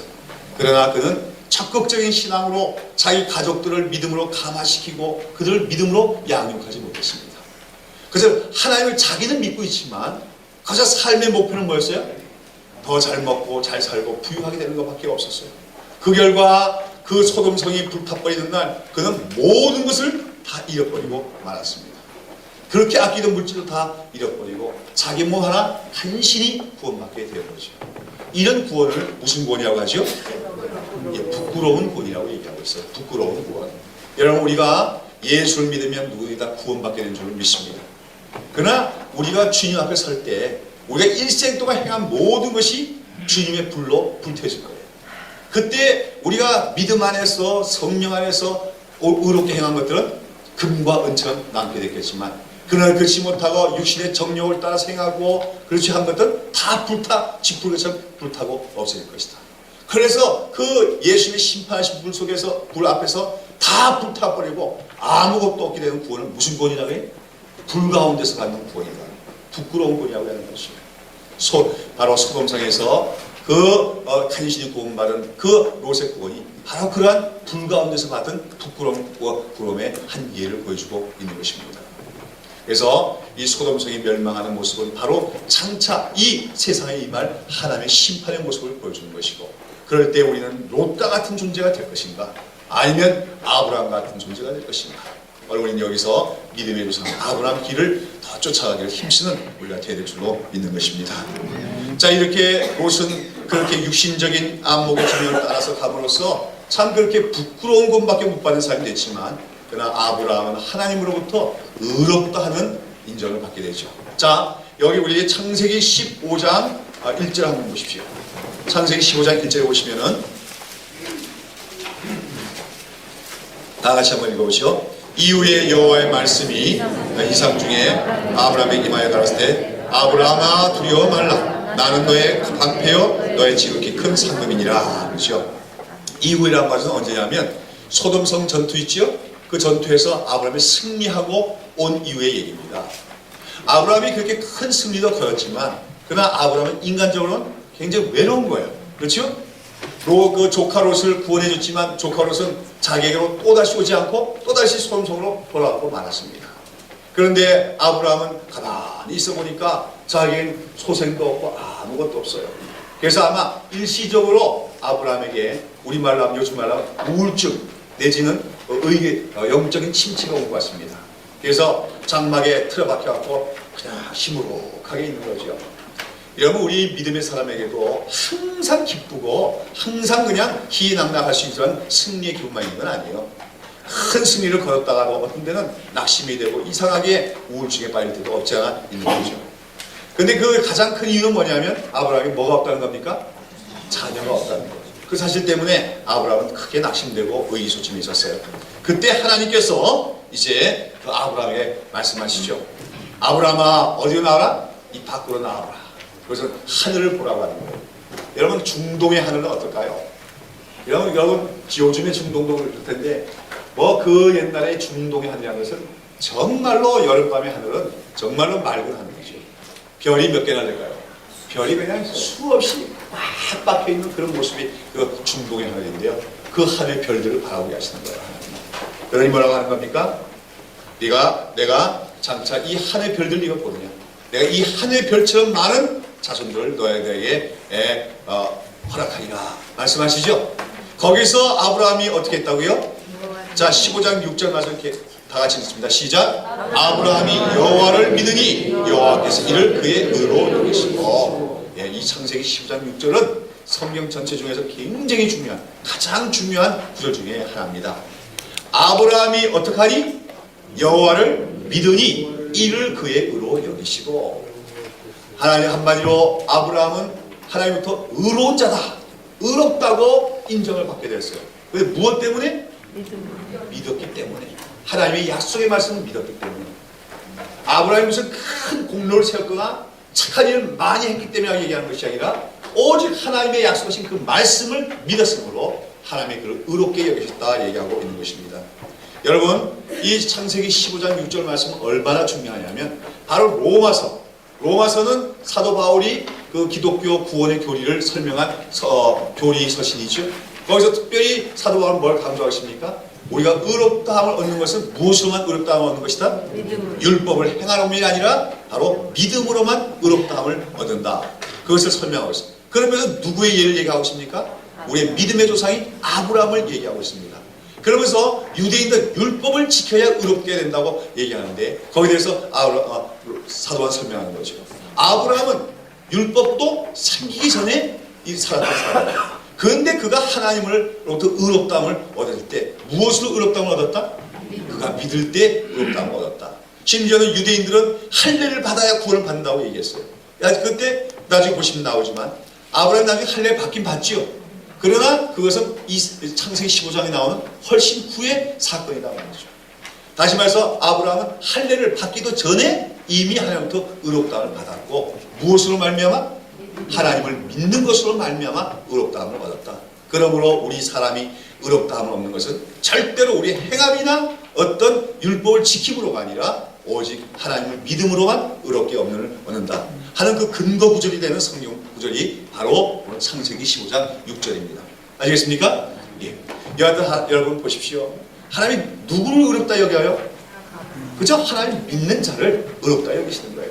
이런 선행을 많이 해야 되고 착한 일을 많이 하고 율법을 다 지켜갖고 의롭다함을 얻는다면 오히려 중에서 의롭다함을 얻을 사람이 누가 있습니까? 그러나 우리가 신시하신 하나님, 그 하나님이 약속하신 말씀을 의심치 않고 믿을 때 그런 우리를 보고 하나님 뭐라 하는 게 너는 참 의로운 자다 인정해 주신 줄로 믿습니다. 자, 그랬더니 하나님께서 아브라함 믿었어요. 지금 소생이 하나도 없어요. 자식이 하나도 없는데도 하늘의 별처럼 많은 후손을 주시겠다는 약속을 의심치 않고 믿었다고 하는 거예요.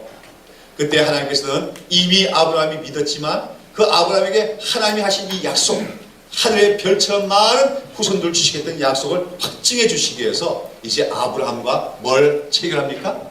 언약을 체결하십니다. 언약을 체결하시는 거예요. 자, 그 다음에 나오는 거 보시죠. 하나님께서 아브라함에게 뭘 준비하라고 합니까? 예, 암소와 암염소와 수량과 산비들과 집들기 여러 짐승들 준비하라 그러죠? 그래서 그걸 어떻게 하라고 합니까? 둘로 다 쪼개라고, 중간을 쪼개라고 합니다. 쪼개서 둘로 벌려놓으려고 하는 거죠. 또 벌려놨는데 근데 아마 해질 때예요. 드디어 캄캄함이 임하는데요. 어떤 일이 나타났습니까? 그냥 횃불이 하나 샥 임하더니 그 횃불이 그 쪼개진 짐승들 사이로 샥 지나가는 모습을 보는 거예요. 이건 뭘 의미합니까? 그 횃불은 누구의 상징이에요? 하나님이 그 순간에 임재하셔서 그 짐승들 쪼개진 사이로 지나가신 것을 의미합니다. 여기서 이제 이건 뭐냐면 바로 하나님께서 아브라함과 언약을 체결하는 의식을 행하시고 있는 것입니다. 언약이란 말이 나오죠. 우리가 이제 성경에서 중요한 말이 이 언약이란 말. 우리가 성경이 신약과 구약이 있죠. 예, 신약은 무슨 말이고 구약은 무슨 말이에요? 신약은 새 언약, 구약은 옛 언약 그런 건데요. 그래서 우리가 성경을 이해할 때 언약이란 말이 굉장히 중요한데요. 이 언약이란 말은 원래 뭡니까? 언약이란 말은 계약이란 말도 번역되는데 어떤 쌍방간에 맺어지는 어떤 계약이죠. 쌍방간에 맺어지는 계약. 우리가 오늘 집을 매매 계약도 있고 부동산 여러 가지 계약, 고용 계약도 있잖아요. 근데 그 정도의 계약이 아니라 생사를 걸어놓은 생사 간에 맺어지는 계약을 언약이라고 하는 겁니다. 아시겠습니까? 쌍방간에 약속이 있어요. 서로 약속과 맹세가 있는데 이것을 안 지키면 둘 중에 하나는 뭐예요? 죽어야 되는 그런 계약을 언약이라고 하는 겁니다. 아시겠습니까? 이게 나중에 이제 다시 설명할 기회가 있겠는데 옛날에는 어떤 그 두 국가가 있으면은 종주권 국가가 있고 복속 국가가 있어요. 그럼 두 나라가 언약을 맺어요. 언약을 맺는데 거기서 만약에 복속 국가가 종주 국가에게 지켜야 될 약속을 지키지 않으면 어떡합니까? 당장에 침략을 당해서 공격을 당해서 멸절당하도록 되어 있는 것이 바로 언약의 개념입니다. 그래서 이제 언약을 하는데 언약을 체결할 때 오늘 우리가 보는 이 본문과 같은 그런 장면을 연출하게 되어지는 거예요. 이 언약이란 말을 히브리어는 베리트라고 합니다. 베리트인데 이게 영어로 하면 뭐예요? cut off입니다. 둘로 쪼갠다 그 말이에요. 둘로 쪼갠다.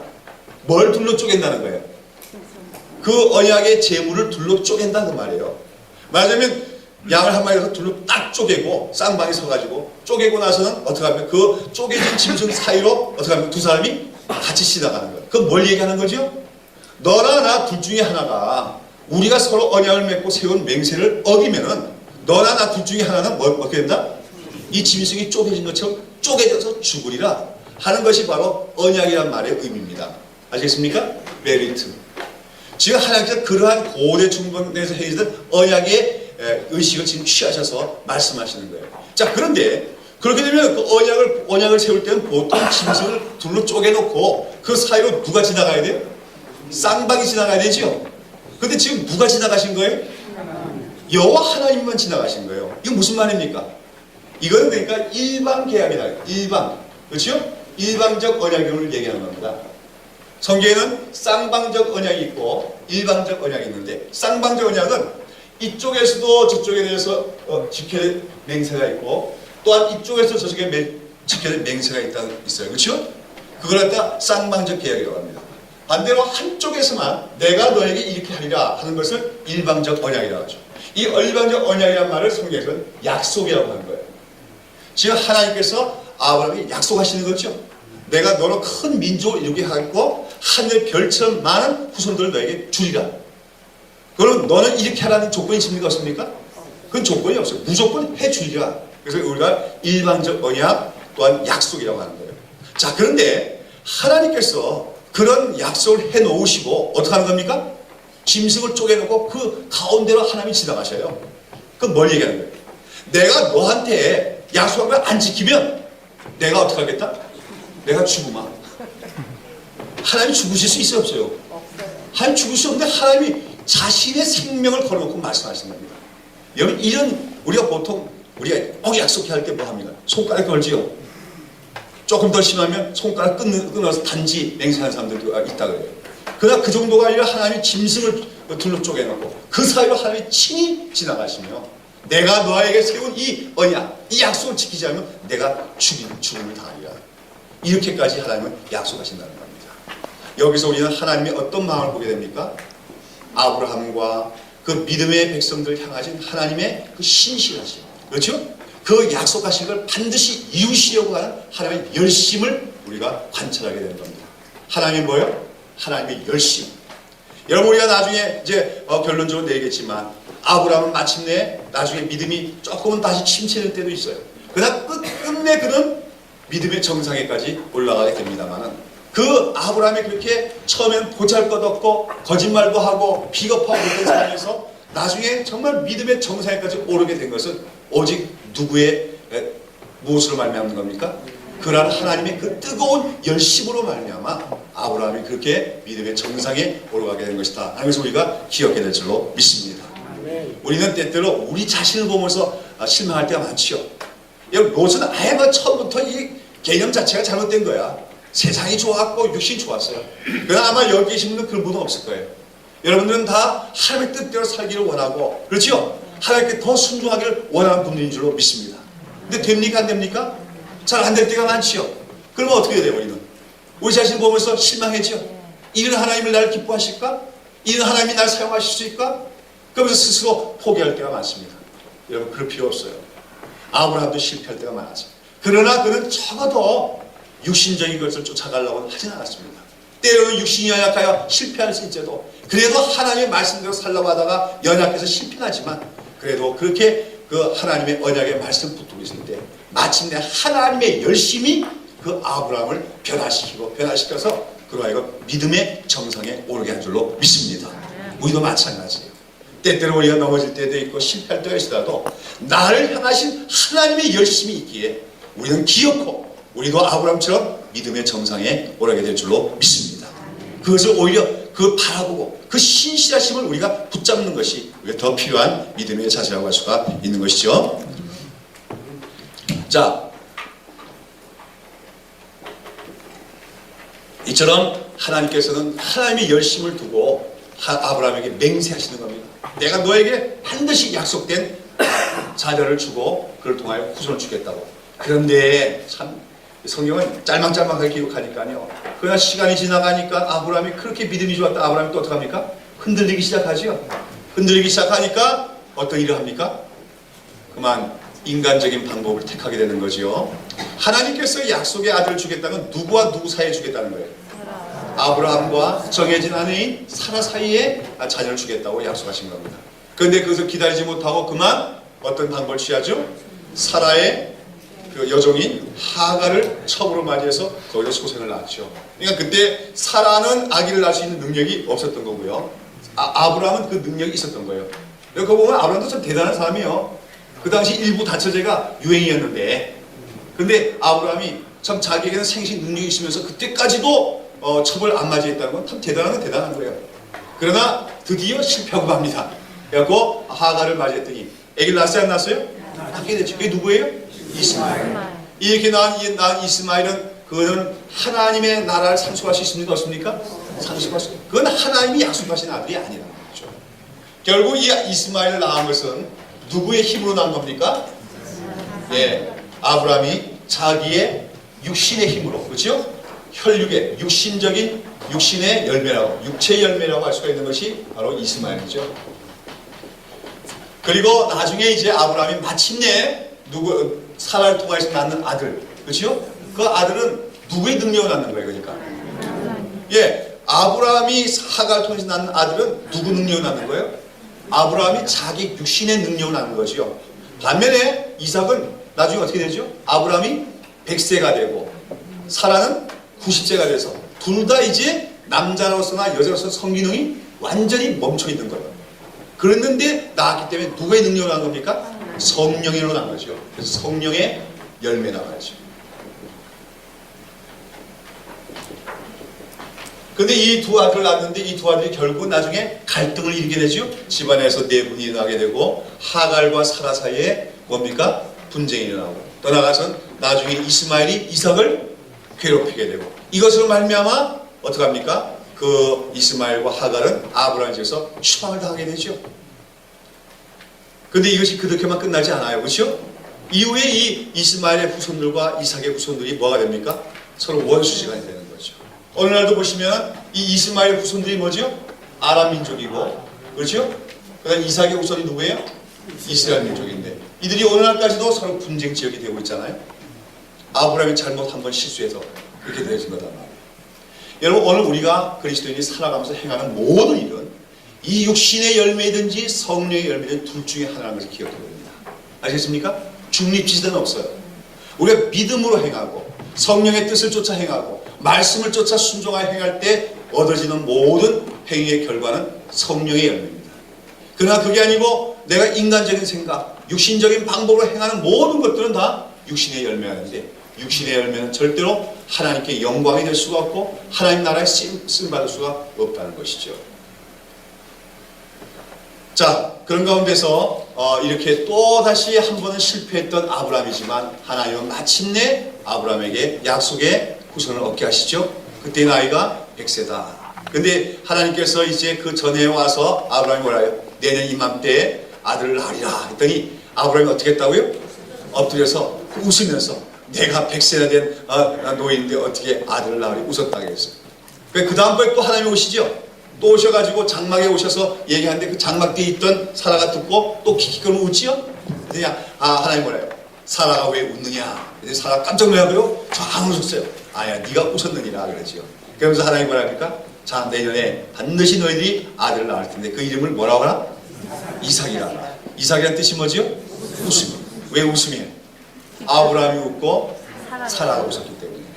왜 웃었어요? 하나님의 말씀을 온전히 믿지 못해서 반신반의해서 웃었지요. 근데 나중에는 왜 웃어요? 너무 좋아서, 너무 기뻐서 웃게 되죠. 아니 그런 웃음과 관련된 이름이 이삭이라는 이름이 되어지는 것입니다.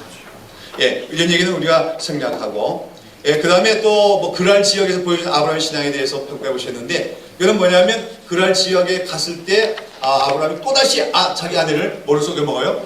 누이를 속여 먹는 사건이 생겨죠. 하여간 했던 그 습관이 또 반복되는 걸 우리가 볼 수가 있어요. 여러분 우리 안에 있는 이 죄성이라고 하는 것은 이렇게 모집니다. 알겠습니까? 내가 참 열심히 말씀 공부하고 막 기도했더니 내게서 나빴던 습관이 다 없어진 줄 알았어요. 그런데 어느 날 느닷없이 쑥 기어나올 때가 있는 거예요. 아시겠습니까? 여기 아브라함도 마찬가지예요. 하나님을 바라보고 있을 때는 그렇게 용기 백배하고, 그렇죠? 믿음의 사람다운 아브라함도 잠시 동안 하나님께 시선을 못 돌리니까 뭐가 옵니까? 두려움이 오자 또다시 인간적인 방법, 옛날 썼던 똑같은 방법을 쓰고 있는 것을 우리가 볼 수 있어요. 우리가 이것을 발견하게 되는 것은 참으로 우리의 믿음의 조상 아브라함, 믿음의 조상에서 그가 완벽한 사람도 아니었고 위대한 사람도 아니었다. 언제든지 무너질 수 있고 언제든지 넘어질 수 있고 언제든지 실패할 수 있는 인간이었다는 것을 성경은 얘기하고 있습니다. 그러나 그러한 아브라함을 하나님은 끝끝내 어떤 사람을 만들어 가시는 겁니까? 하나님의 백성으로, 믿음의 조상으로, 복의 근원으로 만들어 가시는 것이죠. 바로 아브라함의 일대기는 그런 하나님의 열심을 우리에게 보여주고 있다고 하는 거예요. 자, 그러다가 마침내 이제 이삭이 어느 정도 자랐을 때 드디어 하나님께서 이제 아브라함에게 시험을 하시죠. 무슨 시험을 합니까? 네 아들, 독자 아들을 나에게 바치라. 어느 산에서요? 모리아 산에서 바치라고 하는 명령하십니다. 여기서 아브라함은 어떡합니까? 두말하지 않고 순종하고 있죠. 그러면서 이제 그 산아래가 가지는 사환과 같이 가다가 거기서부터 산 꼭대기 올라갈 때는 누구와 올라갑니까? 이삭하고 둘이만 올라가요. 이삭에게다가 어떻게 하고요? 이제 올라가서 제단을 쌓고 그 제단에 불 피워야 될 거 아니에요? 그 불 피우는데 사용되는 나무딸을 누구에게 지우고? 그 이삭에게 지우고, 자기가 불타 죽을 나무딸을 갖다가 이삭에게 짊어지고 그걸 올라가게 돼요. 여러분 그때 아브라함의 심정이 어떻겠습니까? 그렇죠? 보통 아들입니까? 내게 10아들이 있다 할지라도 그 중에 하나를 갖다 번제로 바치라 해도 참 두렵고 떨리는 그런 일일 텐데 어떤 아들입니까? 하나밖에 없는 아들. 그것도 인간의 능력은 도무지 낳을 수 없는 100세가 돼서 낳은 아들인데, 그건 정말로 우리말로 뭐야, 눈에 넣어도 아깝지 않은 그런 아들. 그런 아들을 불로 태워서 하나님께 바치라는 명령이에요. 근데 아브라함은 묵묵하게 올라갑니다. 그러면서 이삭이 묻죠, 아버지에게. 아버지여, 나무 따는 있거니와, 그렇죠? 하나님께 번제어 드린 양은 어디 있나이까? 그때 아브라함이 뭐라 대답해요? 여호와께서 준비하시리라. 그 말을 할 때 아브라함의 마음이 어떻겠어요? 얼마나 괴롭고 힘들겠습니까? 그러나 마침내 아브라함은 정상에 올라가서 제단을 꾸밉니다. 그래서 나무단을 다 벌려놓고, 그러면서 이삭 보고 타는데 여기 올라가라. 그제서야 이삭은 어떡합니까? 준비된 양이라는 게 자기라는 것을 깨닫게 되죠. 근데 놀라운 것은 이삭도 여기서 타는 거예요. 순종하는 거예요. 번제단에 올라간다는 건 뭡니까? 자기가 목에 칼 맞아 죽는 거고 거기서 불태움을 당하는 거예요. 그런데 이삭이 거기서 순종하는 거예요. 여기서 우리는 이 이삭 속에서 누구의 모습을 발견하게 됩니까? 예수 그리스도의 모습을 발견하죠.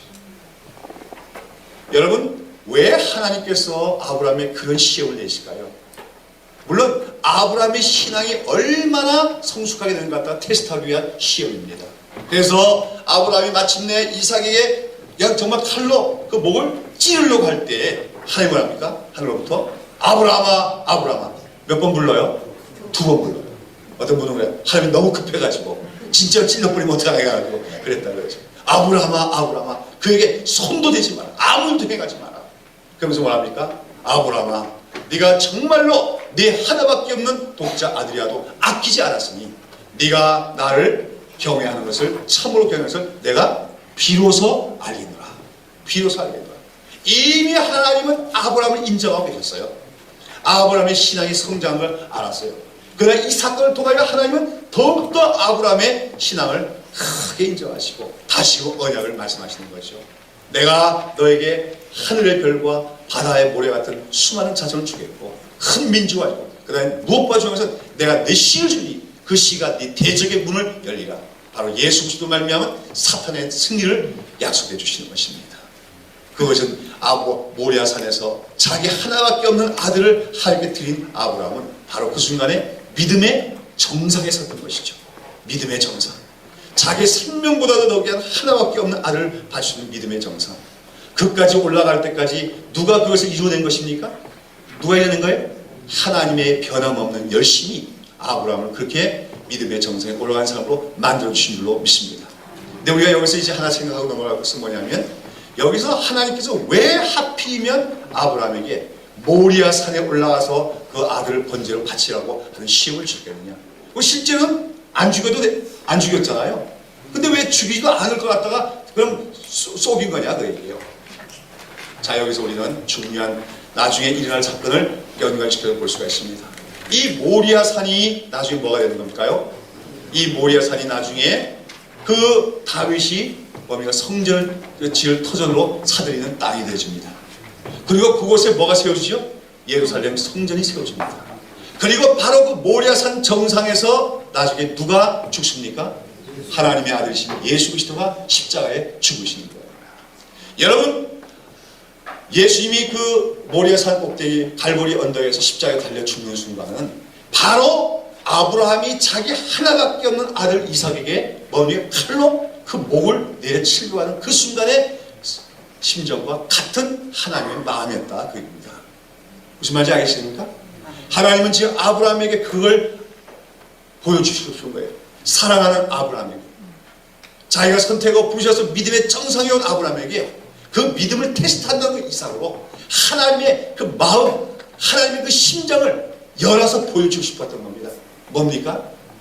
아브라함아, 나는 장차 너희 인류들, 죄를 범한 인류들을 구원하기 위해서 나는 바로 이 모리아 정상에서 나의 하나밖에 없는 아들을 여기서 죽이게 될 것이다. 너는 내가 지금 너에게 명령했을 때 네 아들을 죽이고 번제어 드리기 위해서 이리 올 때 네 마음이 얼마나 슬프고 괴로웠느냐. 네가 비록 내 말을 듣고 순종하고자 했지만 내가 그걸 보고 너무나 기쁜다마는 그러나 너의 마음이 얼마나 괴롭고 아팠겠느냐. 네가 그 잔치단에다가 아들을 올려놓고 그 칼로 내리치려고 했을 때 내 마음이 얼마나 찢어지듯이 아팠느냐. 그러나 너는 그 아들을 죽이지 않아도 됐느니라. 그러나 나는 이 모리아 정상에서 장차 내 하나밖에 없는 아들을 너희들 죄 때문에 너희들을 구원하기 위해서 나는 그를 죽이고 말 것이다. 내가 그 아들을 이 모리아 정상에서 죽일 때 내 마음을 네가 이해할 수 있겠느냐? 너는 어느 정도 맛보지 않았느냐? 내가 그러한 심정으로 너희들을 사랑하기 때문에 구원하기 위해서 바로 이 3장에서 나의 하나밖에 없는 아들의 마음, 아들을 죽이고야 하는 내 마음을 너희들이 알기를 원하노라. 그러한 뜻으로서 하나님께서는 모리아 선산으로 아브라함을 인도해 주신 줄로 믿습니다. 여러분, 믿음의 정상은 뭘까요? 물론 우리가 외면적으로 보면은 아브라함처럼 내가 있는 가장 중요한 것까지라도 하나님께 바칠 수 있는 것, 그것이 믿음의 정상이기도 하겠지요. 그러나 사실 더 큰 믿음의 정상은 뭐냐면 하나님의 마음을 아는 것이야말로 믿음의 정상이라고 할 수가 있는 것입니다. 어떤 하나님의 마음입니까? 바로 하나밖에 없는 아들을 위하여 이 못나고 이 참 죄인들에 불과한 우리를 구원하기 위해서 그 사랑하는 아들, 그 영광 가운데 계시던 아들 이 땅에 보내서 사람의 옷으로 살게 하시고 마침내는 골고다 언덕에서 수많은 사람들에게 조롱을 받고 수시를 당하면서 뻘겋은 몸으로 죽는 비참한 저주의 죽음을 죽게 하시는, 그러면서까지라도 우리를 구원하시고 있다는 그 하나님의 찢어지는 아버지의 마음을 이해하게 되는 것, 그것이 바로 오늘도 우리가 도달해야 될 믿음의 정상인 줄로 믿는 것입니다. 우리는 아브라함의 그 다음의 얘기들은 이제 나오지만 아브라함은 결국 이제 그러다가 사라가 죽고 나서 그는 그때까지 손바닥만 땅 하나도 소유하지 않았어요. 그러다가 사라가 죽었을 때 간신히 막벨라 굴 일대에 땅을 사서 매장을 하고 나중에 자기도 매장이 되었죠. 두 가지 의미가 있는데, 그것은 아직까지는 내가 이 땅을 소유하지 못했지만 나중에 하나님께서 이 땅을 내 후손에게 주시겠다는 보증으로서 그 땅을 매입하기도 하는 거지만, 그러나 아브라함이 재산이 없었던 게 아니에요. 그 전에 땅을 살 수 있었지만 그 땅을 사지 않고 있었던 것은 뭐냐면, 이 땅은 결국은 나의 영원히 갈 곳이 아니다. 나의 영원한 본향은 오직 하나님께서 마련하신 저 하늘나라라는 소망을 갖고 그는 이 땅에 대한 미련을 갖지 않고 살았다는 것입니다. 아까 얘기했지만 롯은 오히려 이 땅에 대한 미련을 가지고 나아갔다가 거기서 모든 걸 다 상실했지만, 아브라함은 이 땅에 대한 미련을 두지 않고 하늘에 대한 소망을 가지고 살아가면서 믿음의 정상에 올랐고 하나님부터 의롭다함을 인정받게 되고 마침내 그의 후손 중에서 메시아가 오시는 축복을 누리게 되었던 것입니다. 사랑하는 여러분, 이러한 아브라함의 위대한 그 믿음의 그 승리, 그러나 이것을 누가 이루어낸 거냐? 하나님이 이루어낸 것을 우리가 기억해야 될 줄로 믿습니다. 우리가 잘나서 올라가는 거 아니에요. 우리가 의지가 강하기 때문에 그 믿음의 정상에 올라가는 것이 아니라 이렇게 아브라함을 철저히 다루셔서 마침내 그 믿음의 정상에 올리시는 그 하나님의 신실하심, 하나님의 열심을 우리도 믿고 하나님 주님을 바라볼 때 마침내 하나님께서도 우리 자신도 그런 믿음의 정상으로 마침내 인도해 주실 줄로 믿습니다. 아브라함의 하나님, 그분은 바로 누구의 하나님입니까? 여러분과 저의 하나님이신 줄로 믿습니다. 기도하겠습니다. 사랑하시는 하나님 아버지, 오늘도 이렇게 함께 모여서 말씀을 같이 나눌 수 있는 복된 시간을 주심을 감사를 드립니다. 오늘도 우리의 말씀을 통해서 우리 믿음 조상 아브라함을 불러주시고 그의 삶에 참 모든 은혜를 베푸시고 하나 인도하여 주셔서 마침내는 참으로 때로는 부족하고 연약하고 비겁하기도 했던 그 아브라함이지만 마침내 그 믿음의 정상에까지 올라가서 하나님 아버지의 그 놀라우신 사랑과 은혜를 깨닫게 되는 지경까지 이르게 하신 것을 우리가 살펴보았나이다. 저희들도 오늘 여러 가지로 부족한 것이 많고 불의한 것이 많고 모자란 것이 많을지라도 이런 하나님의 신실하심과 하나님의 열심 있는 그 마음을 우리가 믿고 의지할 때 하나님께서 우리를 마침내 정상에까지 오르게 할 줄로 믿습니다. 아버지, 우리들도 하나님께 참으로 11조를 온전히 드리는 11조의 신앙이 고백이 있게 하여 주시옵고, 아버지 하나님께서 원하신다면 내가 가장 아끼는 그것마저도 아낌없이 바칠 수 있는 신앙의 정상에 이르게 하여 주시옵소서. 그러나 무엇보다도 우리 하여금 독생자 예수 그리스도를 아낌없이 우리에게 내어주실 때 찢어지셨던 우리 하나님의 마음을 이해하고 그 사랑에 감복되어 살아가는 저희들이 다 되게 하여 주시옵소서. 감사하고 예수의 이름으로 기도드리옵나이다.